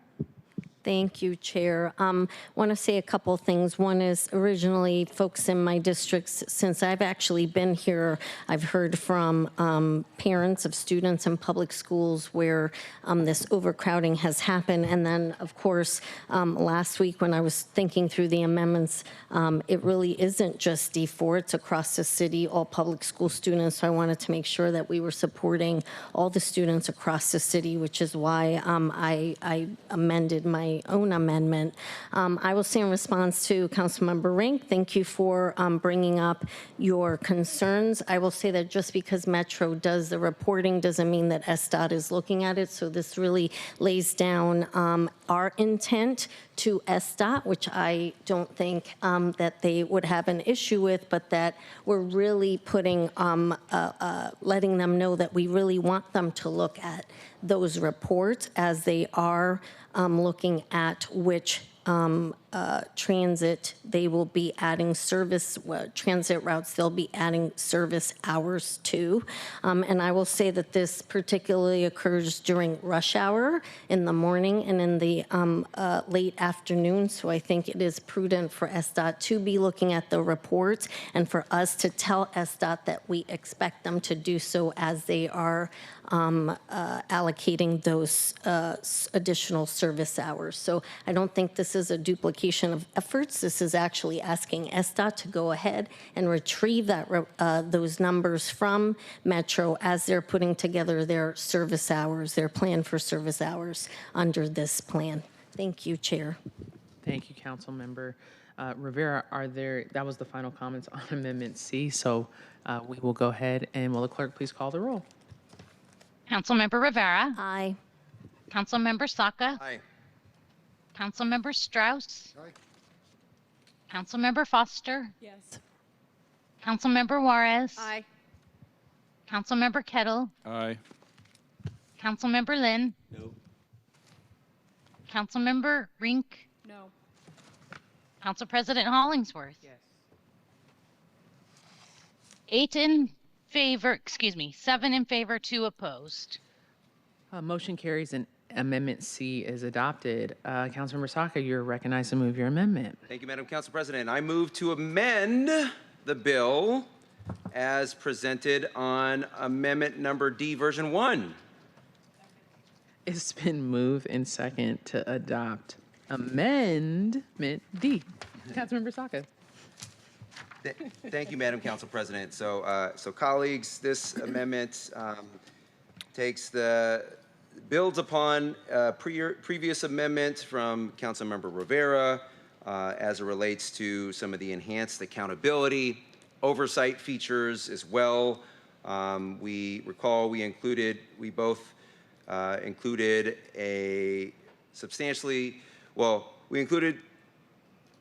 we both drafted amendments that included and covered substantially similar subject matter as it relates to reporting. Mine just went in a different direction with respect to another matter that is not addressed in this amendment, but on the 3 main issues of fare box recovery ratio, on-time performance, and reliability. And so what we did here is preserve the existing language and constructs from Councilmember Rivera's great amendment, and just building upon it with some of the missing pieces from my prior amendment on those same 3 constructs. Again, fare recovery ratio, on-time performance, and reliability to make sure we have the best available information in a public and transparent manner. I ask for your support. Thank you. Awesome. Thank you, Councilmember Saka. Are there any comments? Councilmember Foster. Yeah, I'll be brief. Thank you. Excuse me. Thank you so much, Council President. And thank you, Councilmember Saka, for making changes to this since our previous Transportation Committee meeting. Colleagues will remember in this committee, the previous committee meeting, I pulled this from the package. And I will not be supporting this amendment today, though I appreciate Councilmember Saka for the changes made here. I do feel like there's a lot of reporting going on in this transit measure. And Councilmember Rivera, I supported your amendment because of the school connection, which was important to me. But I do feel like a lot of what is offered in this amendment is already covered elsewhere, so I won't be supporting it today. Thank you so much, Councilmember Saka. Or thank you so much, Council President. Excuse me. You're good. Thank you, Councilmember Foster. Are there any other comments regarding Amendment D before us, before we call the roll? I'll pause here. Councilmember Saka, do you have any final comments on Amendment D? Thank you. Yeah, just ask for your support. I am very mindful of the non-trivial reporting obligations that we are seeking in exchange for this approximately $1.4 billion plus in revenue to fund transit service over the next 10 years.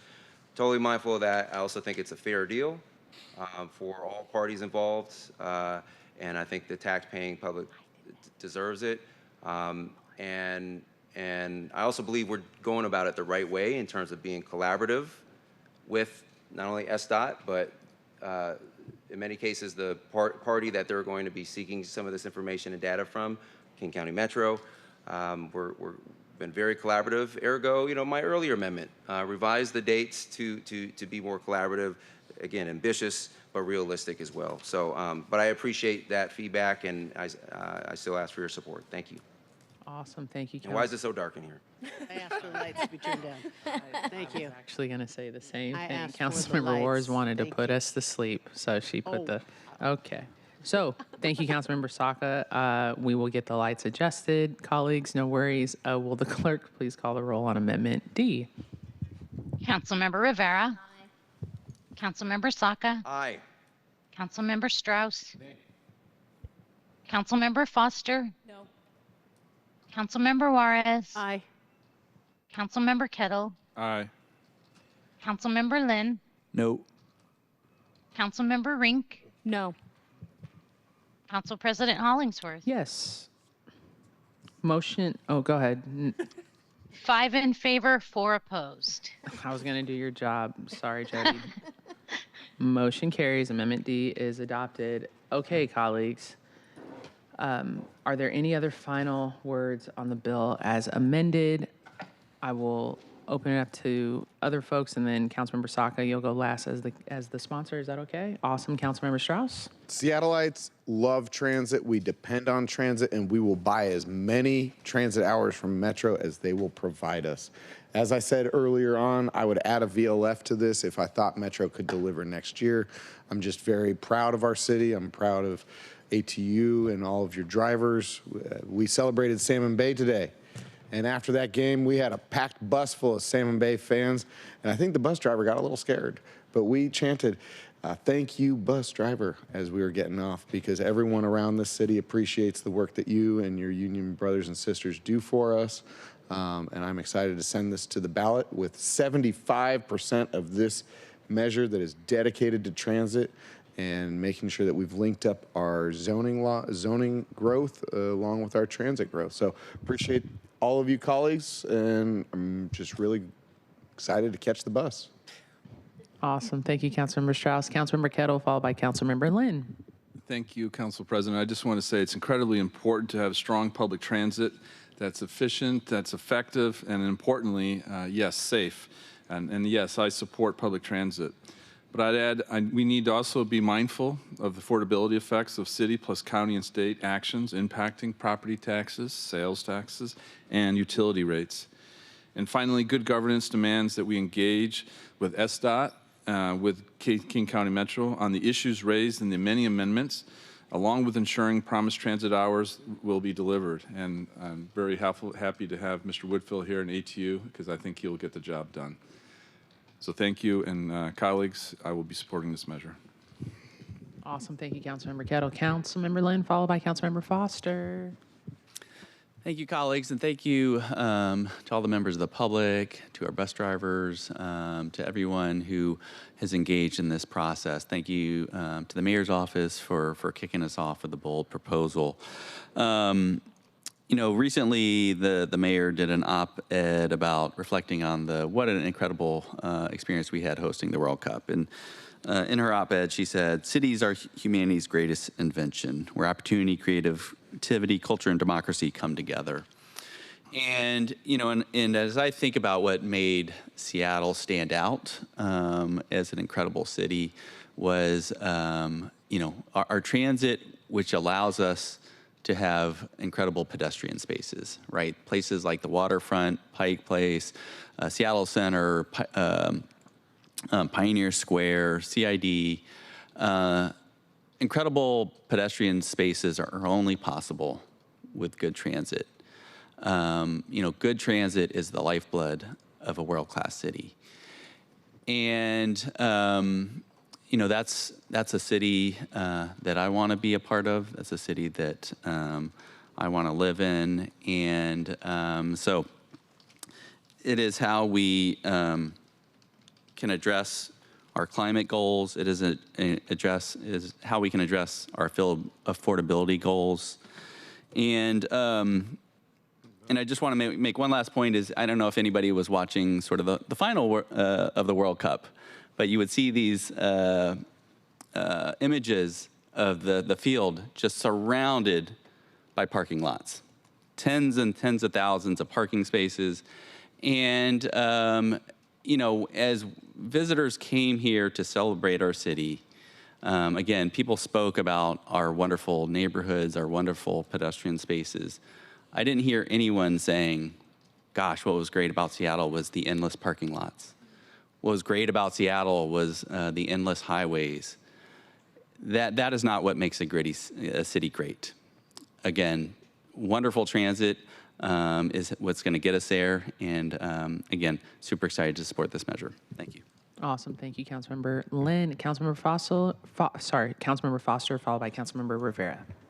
Thank you so much, Council President, and really well said, Councilmember Lynn. Thank you for that. I want to express my appreciation to you, Chair Saka, for stewarding this process. It's clearly it's a heavy lift, and so we had disagreements along the way, but I appreciate you for holding the lift and moving the package forward. I want to express my appreciation to the Mayor's office for sending us down a transit proposal that is designed to expand transit access. I think that is reflective of what we need here in our city right now. We have been able to continue growing as a city and growing our population without growing one-to-one for vehicles. And that's because we have world-class transit service. That's because we have world-class transit drivers. And that's because we have leaders who are investing in the service that our city needs. I believe really deeply that this measure is going to help us get back on track from where we were pre-pandemic. And I think that's a really exciting moment and a moment worthy to celebrate here in our city. I'm also really excited that this measure has transit access passes in it. I think that will continue to be important so that our transit system and the lack of resources isn't going to be a barrier to our neighbors who are seeking to ride transit. So colleagues, really excited to vote in support of this and just really excited about this package. Thank you. Awesome. Thank you, Councilmember Foster. Councilmember Rivera. Thank you, Chair. I too want to express my gratitude to our colleague, Councilmember Saka, for shepherding this transit measure along. Councilmember Saka and I have done between us 3 levies, because this is pretty much a levy. It's a sales tax, not property tax, and an I&E tomorrow. And I know how much goes into that, and really appreciate all the work that he and his office did. Thank you for that. And then I also see in the audience Greg Woodfill, president of the ATU Local 587, who's been here at every meeting. So I just wanted to thank you for being here and representing our drivers. And then also I see the Mayor's Office and SDOT in attendance. Thank you for your partnership. These are hard It is not hard to support transit. The hardship is in the affordability issue related to the sales tax. It is, as everyone knows, the most regressive kind of tax, and it is very difficult to continue to ask our residents, including our low-income residents, to tax themselves in a sales tax in this way. And that is hard, given we do have affordability issues. We had Unite here today, and so we know we have a lot of workers in the city who, the sales tax increase impacts them greatly. So that part is difficult. However, I very much support public transit, and I'm glad that we're putting this measure on the ballot for voters to decide. And we do need more robust transit, not just buses, but I would say light rail and every form of transportation to get the city to where other cities of our size are in terms of transit, so that folks really get out of their cars and start riding transit more. It really goes to our climate goals, I will add as well. And so looking forward to a continuation of this transit measure, which we've had, and this really is just a continuation of that. And hopefully this will lead to greater ridership as we expand those transit hours across the city. Thank you, Chair. Awesome. Thank you, Councilmember Rivera. Councilmember Rink. Thank you, Council President. One of my favorite transit advocates always says, if we're doing transit right, your bus ride will be the most boring part of your day. Now, the journey in developing this transit measure, however, was very exciting, to say the least. And colleagues, I am really proud of the package that we are going to send to voters. This measure will increase transit service in Seattle by 100,000 additional service hours. And that level of service will make a meaningful difference for everyday people. It'll make a meaningful difference for all of us. And as a car-free transit rider representing those 20% of Seattle households, so one out of five Seattle households who is car-free, I know how important it is that we have fast, frequent, reliable, and safe service. And I couldn't be more excited to have increased service coming to our streets. And affordability is an important reason to pass this measure now. We know that car ownership on average can be sometimes the second highest monthly cost of families. But because of this measure we're about to put before voters, maybe some families will be able to stop driving and be able to save on those costs. And being able to take that off their plate is something really meaningful. And we know that as a city, the rate of car ownership isn't growing, even though our population is. Between 2017 and 2023, our population grew by 35,000 households, but the number of cars in the city stayed relatively flat. Now, that's significant when we consider that transportation continues to be the leading driver in our city for emissions. So as we continue to grow, we really need to be ramping up our investments in alternative modes of transportation to build a more sustainable and affordable city. But it's also about who provides that bus service. And King County Metro estimates that approximately 65 to 70 transit operator positions will be created with this investment of 100,000 service hours. These are union represented jobs with ATU 587, providing competitive compensation and benefits, and that has tremendous value. So today, I have a real attitude for gratitude. So I want to thank the mayor's office for coming to us with a bold proposal. I want to thank SDOT and King County Metro for answering all of my questions throughout this process. I want to thank our central staff, Cal, Amanda, and Ann, for your time and attention in developing amendments with each of the council offices. I want to thank the chair and your team for shepherding this process. And thank you, colleagues, for your amendments and for your thoughtful engagement on my amendments as well. And special thank you to Caden Cook on my team, who did much of the work on behalf of our office in shaping our amendments and working with advocates. Thank you to everyone who came out and provided comment over the past couple of weeks, from incredible transit advocates and organizations. Thank you for sharing your stories. Thank you for championing transit, and thank you for fighting for your neighbors. Thank you, Council President Hollingsworth, and I hope everyone remembers to thank their bus driver. Thank you. That is a good notion. Thank your bus driver. Thank you, Councilmember Rink.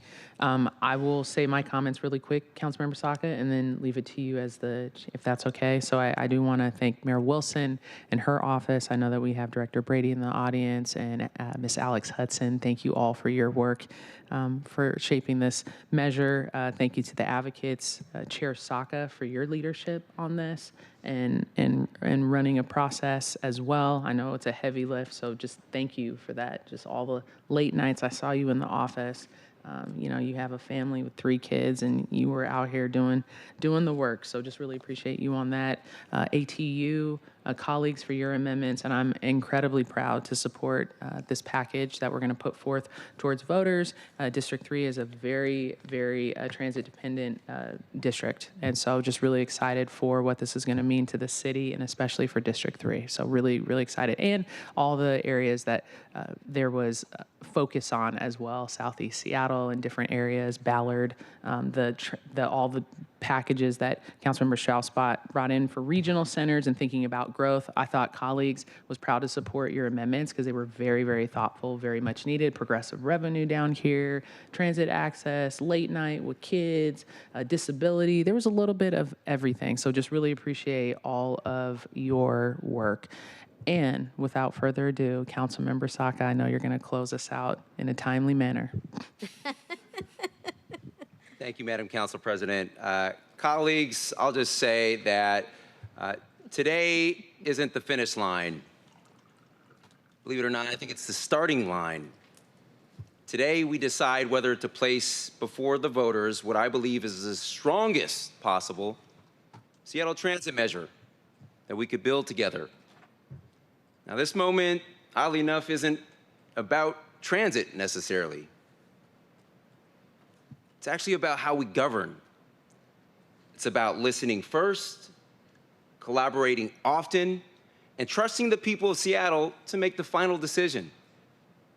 Over the past few months, we've had thoughtful committee meetings, robust debate, meaningful amendments, and hours upon hours upon hours of public testimony. We clearly didn't agree on every single issue, and that's okay. Good policymaking isn't about unanimous thinking.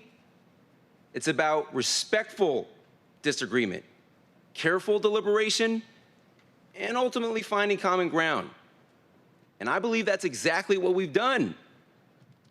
Most importantly, I want to thank every single member of the public who took the time to engage directly with us throughout this process. Now, whether you testified in person, joined us remotely, emailed our offices across thousands of email comms we received over the last few months, or simply followed along the process, thank you. Your voice mattered. Last week's public hearing reminded me of why I really, really do love local government. We heard that transit is a lifeline.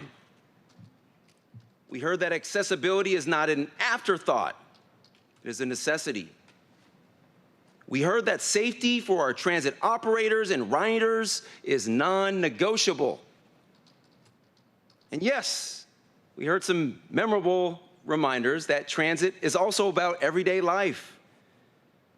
A member of the public named Dave Schultz reminded us that transit can even get you to date night.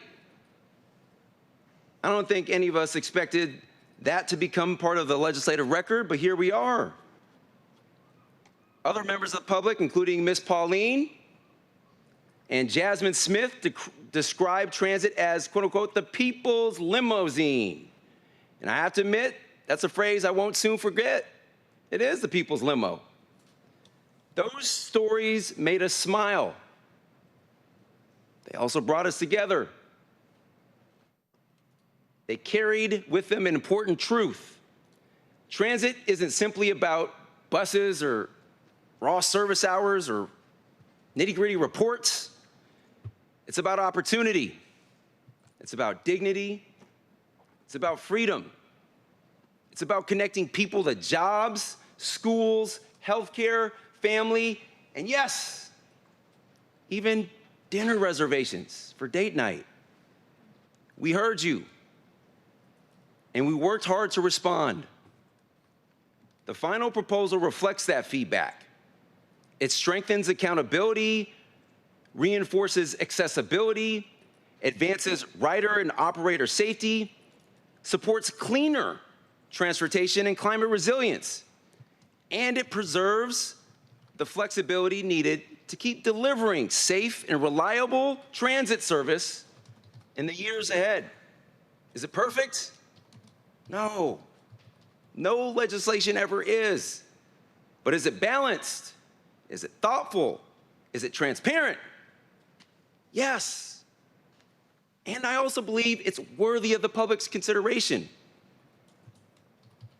Now, I want to especially thank my council member colleagues for your tremendous work and thoughtful deliberation of this proposal. Each of you improved this legislation, and Seattle is better for your contributions. And I especially want to name check two of my council member colleagues for their work, Councilmember Juarez and Council President Hollingsworth. You two in particular from day one have been terrific thought partners, been so generous and gracious with your time, formulating on a one-on-one basis strategy, advice, kind of thinking through how to best land this proposal and get it to the stage where we're at today. So for those reasons, I'm grateful. Thank you. I'd also like to recognize the many people behind the scenes, the unsung heroes, if you will. To my outstanding staff, Brendan, Eric, Michael, and Hadia, thank you for the countless hours, the late nights, and your unwavering commitment throughout this process. To our own central staff team, particularly Cal Chow, Amanda Allen, Ann Gorman, and Lish Whitson, thank you for your expertise, professionalism, and extraordinary partnership. Thank you as well to our deputy city clerks, Amelia, Jody, and Phil, for keeping this complex legislative process running smoothly. And to Brad, Sue, and Dianelli from our comms team, thank you for helping keep the public informed every step of the way. Getting to this point, I think we're helping to enable date night for so many members of the public.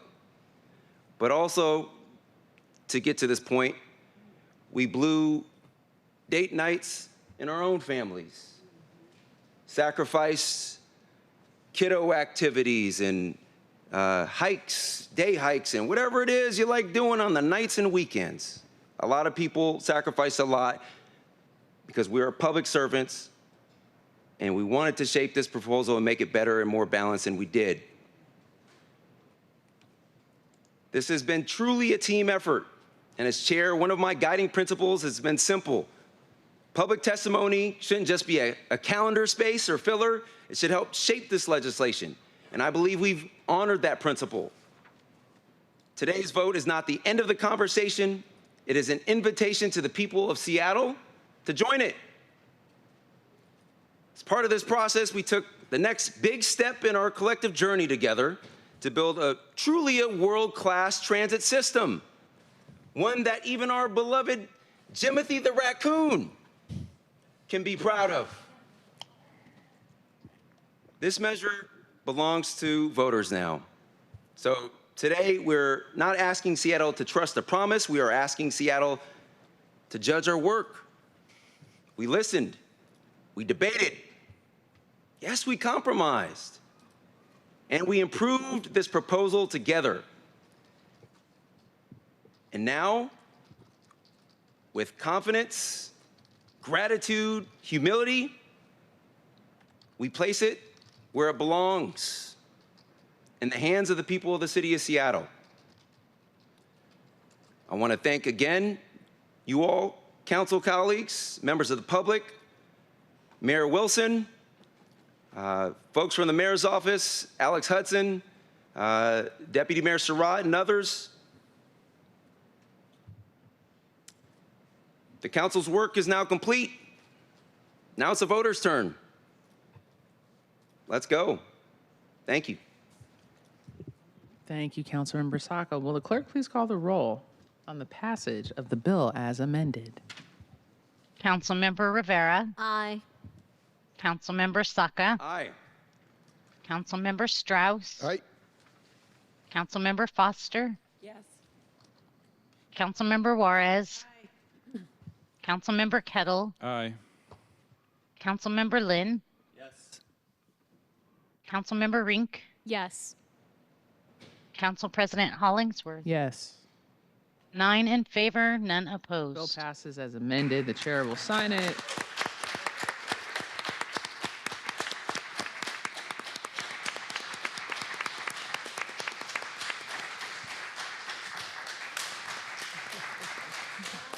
Good job.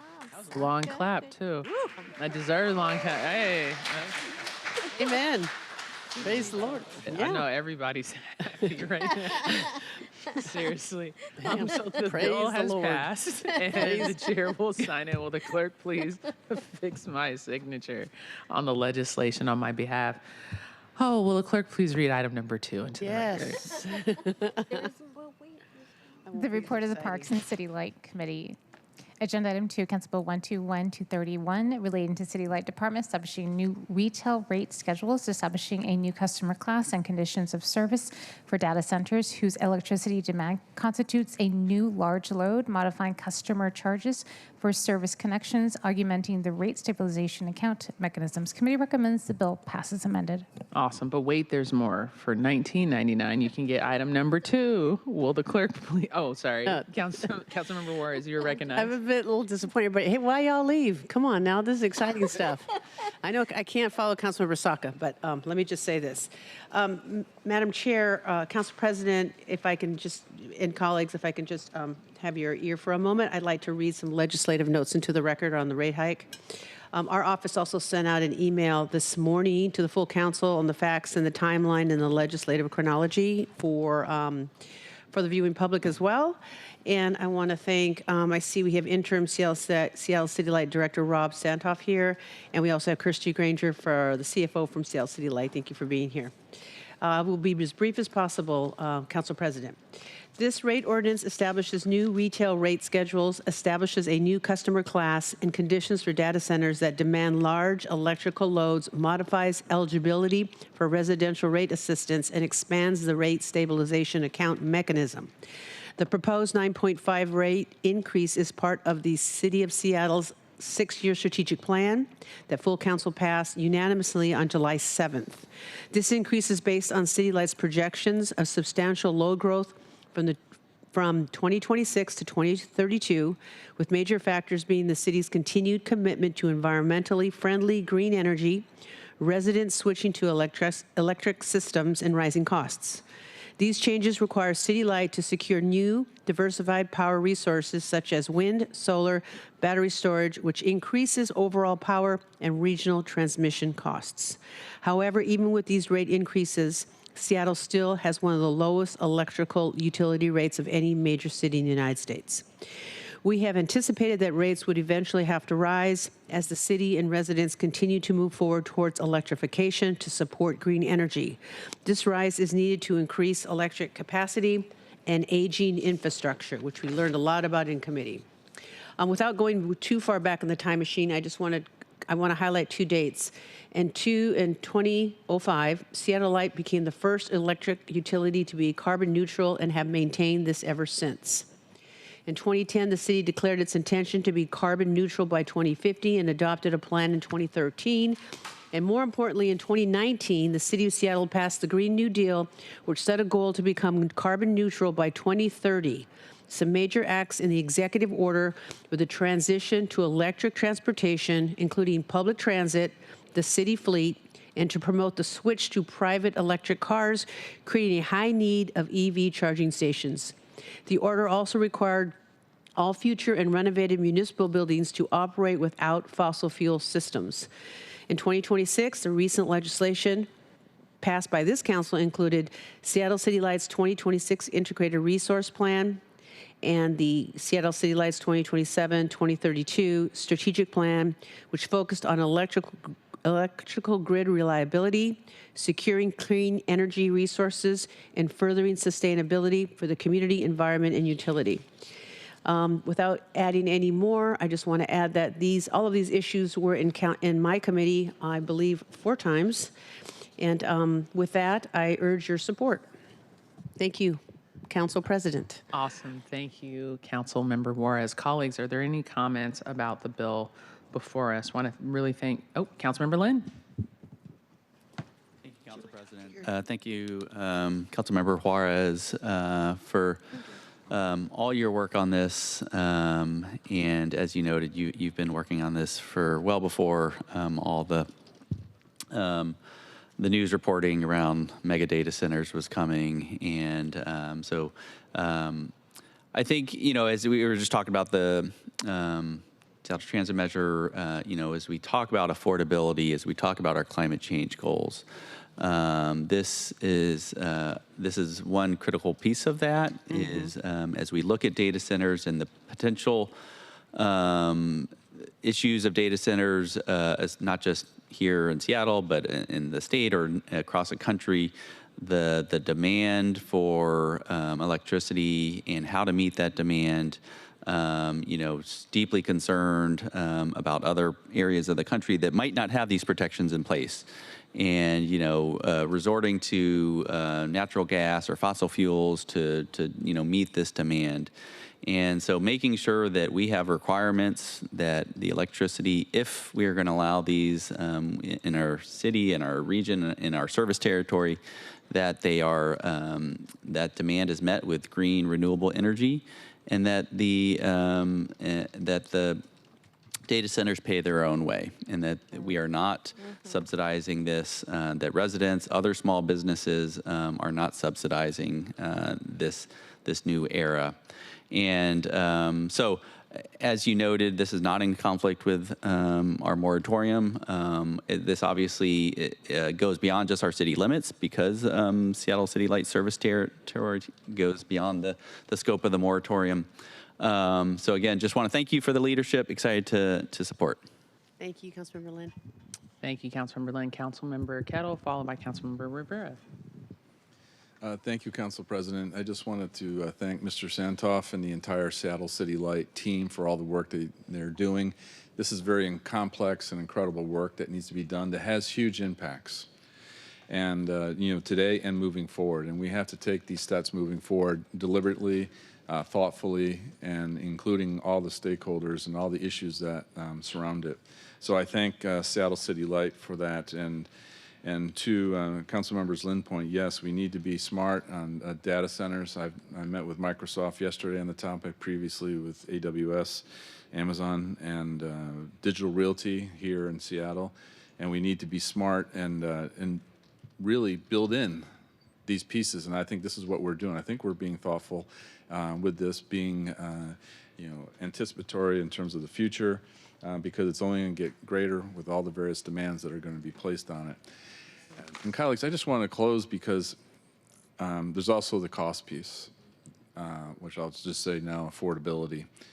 We just did the sales tax piece. Here we have utility rates. I've talked about property rates. I talked about property rates shifting from commercial to residential. This affordability challenge is real, and it's going to have other aspects to it too. Water, as in terms of my service on the Regional Water Quality Committee previously. And, we need to be thoughtful in that bigger strategic picture too, across the entire enterprise. And I think that's going to be our challenge moving forward. Thank you, Council President. Thank you, Councilmember Kettle. Councilmember Rivera. Thank you, Chair. Just want to thank Councilmember Juarez for all the work that went into this piece of legislation. Want to acknowledge that having to increase rates is never an easy thing. It is unfortunately a necessary thing as we have more and more need in our city. So it's unavoidable. But I do want to acknowledge, and I join you in your concern about the data centers piece and ensuring that we're not subsidizing the work and future work of any future, if any should be situated here in Seattle. And then also want to acknowledge that because we have the affordability concerns, that we have the, and so many people had a hand in this. Also, council members Strauss, you put in the utility discount program expansion because we know we have to, it's unavoidable to increase the rate, so we want to make sure we have as much relief for as many customers as possible. So want to acknowledge that that's baked into this legislation as well. So really just to say, and members of the public who are watching, this isn't increasing because we're subsidizing data centers, and also we don't want to have to increase rates, but we don't have a choice in this case, and we don't take that lightly, and so that's why we do things like support utility discount program expansions, because we know that this is these increases always have a huge impact on our small businesses and our residents writ large. Thank you, Chair. Awesome. Thank you, Councilmember Rivera. Councilmember Strauss. Thank you, Council President. Thank you, colleagues. Thank you to our City Light team and the Rate Advisory Board, although I'm not sure that I got that name technically correct. But it's always great to have them at committee. I want to thank you for bringing this to us. This is the largest rate increase that we've had in quite some time, and we are still, our rates are lower than our peers, and our rate increases are lower than our peers. You might have read this morning, Kitsap Utility is looking at generating their own electricity. If I was in their shoes, I would not do that because I think that they're probably going to get cheaper electricity through PSE, because generation, transmission, and then ensuring that it all gets distributed correctly is a very costly endeavor. And so I'll look to the professionals to say whether or not that's a good idea. But if I was in their shoes, I would be very cautious. Now, that's different than voting for an allowance. I won't get into the rest of that Seattle Times article. All that to say is I believe that PSE raised their rates 11% in 2025, 12% in 2026, and have a planned rate increase of 15% in 2027 for their electricity. Now, they're a different utility than us. They are also actually, they have way more transmission lines to ensure are up to speed and in good condition. They are ahead of us in our wildland fire prevention, but that's partly because we have fewer transmission lines.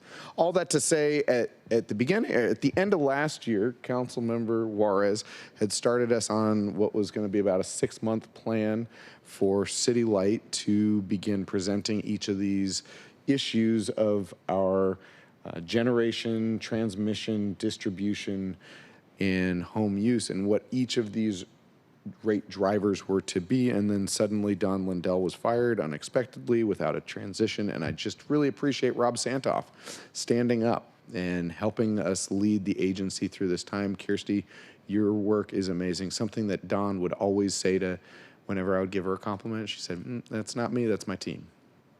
And that's how we have gotten through that turbulence, is that we have a strong team and that we've got great people working for Seattle City Light.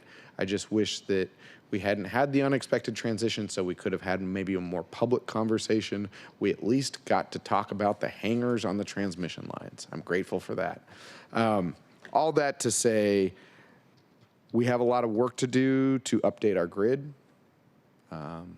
We have aging infrastructure that had, I think, a 50 to 60 year lifespan, and we're in about 50 years right now for a lot of our infrastructure.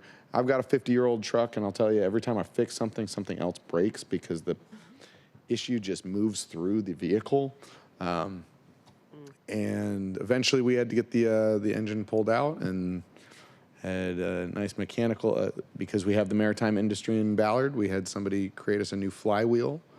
Now the truck runs great, but this is where we're at with some of our infrastructure, is as we patch together each of the little incidents, they just keep trickling down the line until we have to do a major replacement. That's where we're at, and that's where we have this large comparative to our past rate increase, even though it is lower than our peers. And this is also why we've got the utility discount program that is starting at the same time on January 1st, with 31,000 new families eligible, and in the next 2 years, we'll bump that up to 83,000 families, which is the size of any of our council districts' registered voters. And so just a great appreciation to City Light, to the rate advisory panel, and to our customers for trusting in us as a public utility. Thank you. Thank you, Councilmember Strauss. And are there any other further comments before I pass it back to the chair of the committee? Just want to thank you, Councilmember Juarez, for your leadership on this. I was taking note. I think I have a tie with you all, either data centers or data centers, and it was a tie for all of y'all. So I just wanted to, I was keeping count. So Councilmember Juarez, you're recognized to provide your closing comments. Thank you, Council President. And I want to add for the record that 50 is not old. All right. So that being said, Councilmember Lynn, thank you so much. I really enjoyed working with you on the data center, the moratorium, and the resolution. And you know, your transition from city attorney to legislator has been great. I've enjoyed working with you. I know you and I like to get wonky with the law and all that other stuff, but thank you so much. I appreciate that. And as I said before, and I'll say it again without going into rehashing the last 3 committee meetings, you know, we have become a society since post-colonial contact of excavating and mining and taking everything and grinding things out and taking everything out of the ground and out of the water and out of the air till there's almost nothing left. And so to have a Seattle City Light be so responsive and work with us, and we saw your work. Thank you, Rob. Thank you, Christy, on the Skagit River project. And we saw that years in the making. I'm going to say this for the record because I am old. I worked on the original agreement back in the late 90s when I was at Evergreen Legal Services for the tribes and what we call BC, before casinos. So I know the long history with FERC and the federal courts and federal government and water and hydro and how it all comes together. And sitting on this council and being on this committee since I was elected first in 2016, I understand this journey. So thank you so much. And thanking Dawn too. I hope she watches this because this is part of her victory as well. And I just want to say that Seattle City Light is the city's largest economic engine. And we are all shareholders and stewards, as you are. And Seattle City Light is the second largest employer of this great city. And as Councilmember Strauss pointed out, and my other colleagues on the committee, we take that stewardship seriously. And I appreciated, except for that one time, all the PowerPoints. Except when the numbers didn't line up. Other than that, we did great. And there was a lot of material to go through. So to get us here today is I know it's not as sexy as Councilmember Saka's big piece of legislation that he got over the finish line. But for me, it's a big deal. And I also want to thank Sofia Suarez, who's sitting right there. Sophia's been working on this project, and she's been amazing. And Councilmember Paul Menifee, our policy person who's been working closely with Seattle City Light since the day we hired him and has been exceptional in getting us and working with you on the PowerPoints as well as with Tracy and Eric McConaughey. And I just want the public to know, because I don't think they realize, or maybe obviously not see, that we really rely on central staff and getting the information to us and working with you folks and getting the information out, and so the public can access it online. And one last thank you. I had really nice conversations with 4 tribal leaders, 3 of them within the Skagit River system watershed, and has nothing but wonderful things to say about Seattle City Light. Now, it's not everything is always perfect, but the fact that you recognize and go beyond a land acknowledgement and recognize tribal consultation on a finite resource certainly speaks a lot to our values as a city. So thank you. And with that, Council President, I hope I have everyone's support. Awesome. Thank you, Councilmember Juarez. Councilmember Strauss, is that an old hand? Old hand for Indian name. old Councilmember Strauss. Okay, will the clerk please call the roll on the passage of the bill? Councilmember Rivera. Aye. Councilmember Saka. Aye. Councilmember Strauss. Aye. Councilmember Foster. Yes. Councilmember Juarez. Aye. Councilmember Kettle. Aye. Councilmember Lynn. Yes. Councilmember Rink. Yes. Council President Hollingsworth. Yes. 9 in favor, none opposed. The bill passes. Will the clerk please affix my signature on the legislation on my behalf? Congratulations. You get a clap. Thank you. She's always so nice to me. Colleagues, there were no items removed from the consent calendar. There is no resolution for introduction or adoption today. Are there any further comments? I see two. Councilmember Rivera, followed by Councilmember Strauss. Council President, I just want to apologize. I kept calling you chair throughout this meeting. I You can be are your our chair. council president. So apologies for that. Thanks. Oh, that's the. Oh, girl. I wanted to okay. publicly apologize. I don't You know why I don't- kept calling you chair. You could call. I chair. I caught It that. don't I was matter. Okay. concerned about that. Yeah, we were all we were all very concerned. angry about that. Councilmember Strauss. Thank you, Council President. I request to be excused on August 18th, 2026 from full council. You said August 18th? August 18th. Awesome. Are there any, if there's any objections, you are? It's not recess yet. No, the 21st. Trust me, I know exactly the day. So, Councilmember Strauss, you are excused. Are there any other items to come before the council? Okay, awesome. Okay, so guess what? We have reached the end of today's agenda. Shout out to that raccoon, Jimothy. I think What about my possum? I have a the possum. national sensation, Councilmember Ring. Did you write it a proclamation? For mayor. And you haven't presented it yet. It has not been Jimothy. presented. Well, for good of the order, if anyone would like to join the Jimothy celebration this Sunday, there will be not just a celebration and presentation of a proclamation, didn't quite get it in time to present and bring for full council, but would love if everyone could attend because we will also have an art competition as well. For those who have been online, it's inspired a lot of art. It's also inspired a lot of tattoo artists. So it's true. Some of our residents are walking around with a Jimothy tattoo here or there. People move fast. And so there will be an art competition. We'll be announcing more details later today, but we have learned that we will be, the first prize can present their Jimothy art in City Hall. So I think that's a pretty solid reward prize for that. Did not Invite know that. everyone to attend. Awesome. Well, thank you. That's really cool. A little bit of And fun. I don't know who be naming these folks, but it would be nice for someone to name Dante, or Hurricane Jamal, just have a different name for Council things. President, Yes. we Okay, in we'll- D5 do have a possum named Swanky D. Squinky D. Okay. So I just want to put that out there. Swanky D's been around, not D. as popular as Jimothy, but All okay. right. Jimothy's a good name. No knock. Okay, thank you. So guess what? We're going to end this meeting because it's 4:15. So we've reached the end of the meeting. It is 4:15 p.m. council meeting. The next council meeting will be July 28th at 2 p.m., colleagues. Hearing no further business, we are adjourned. Good job.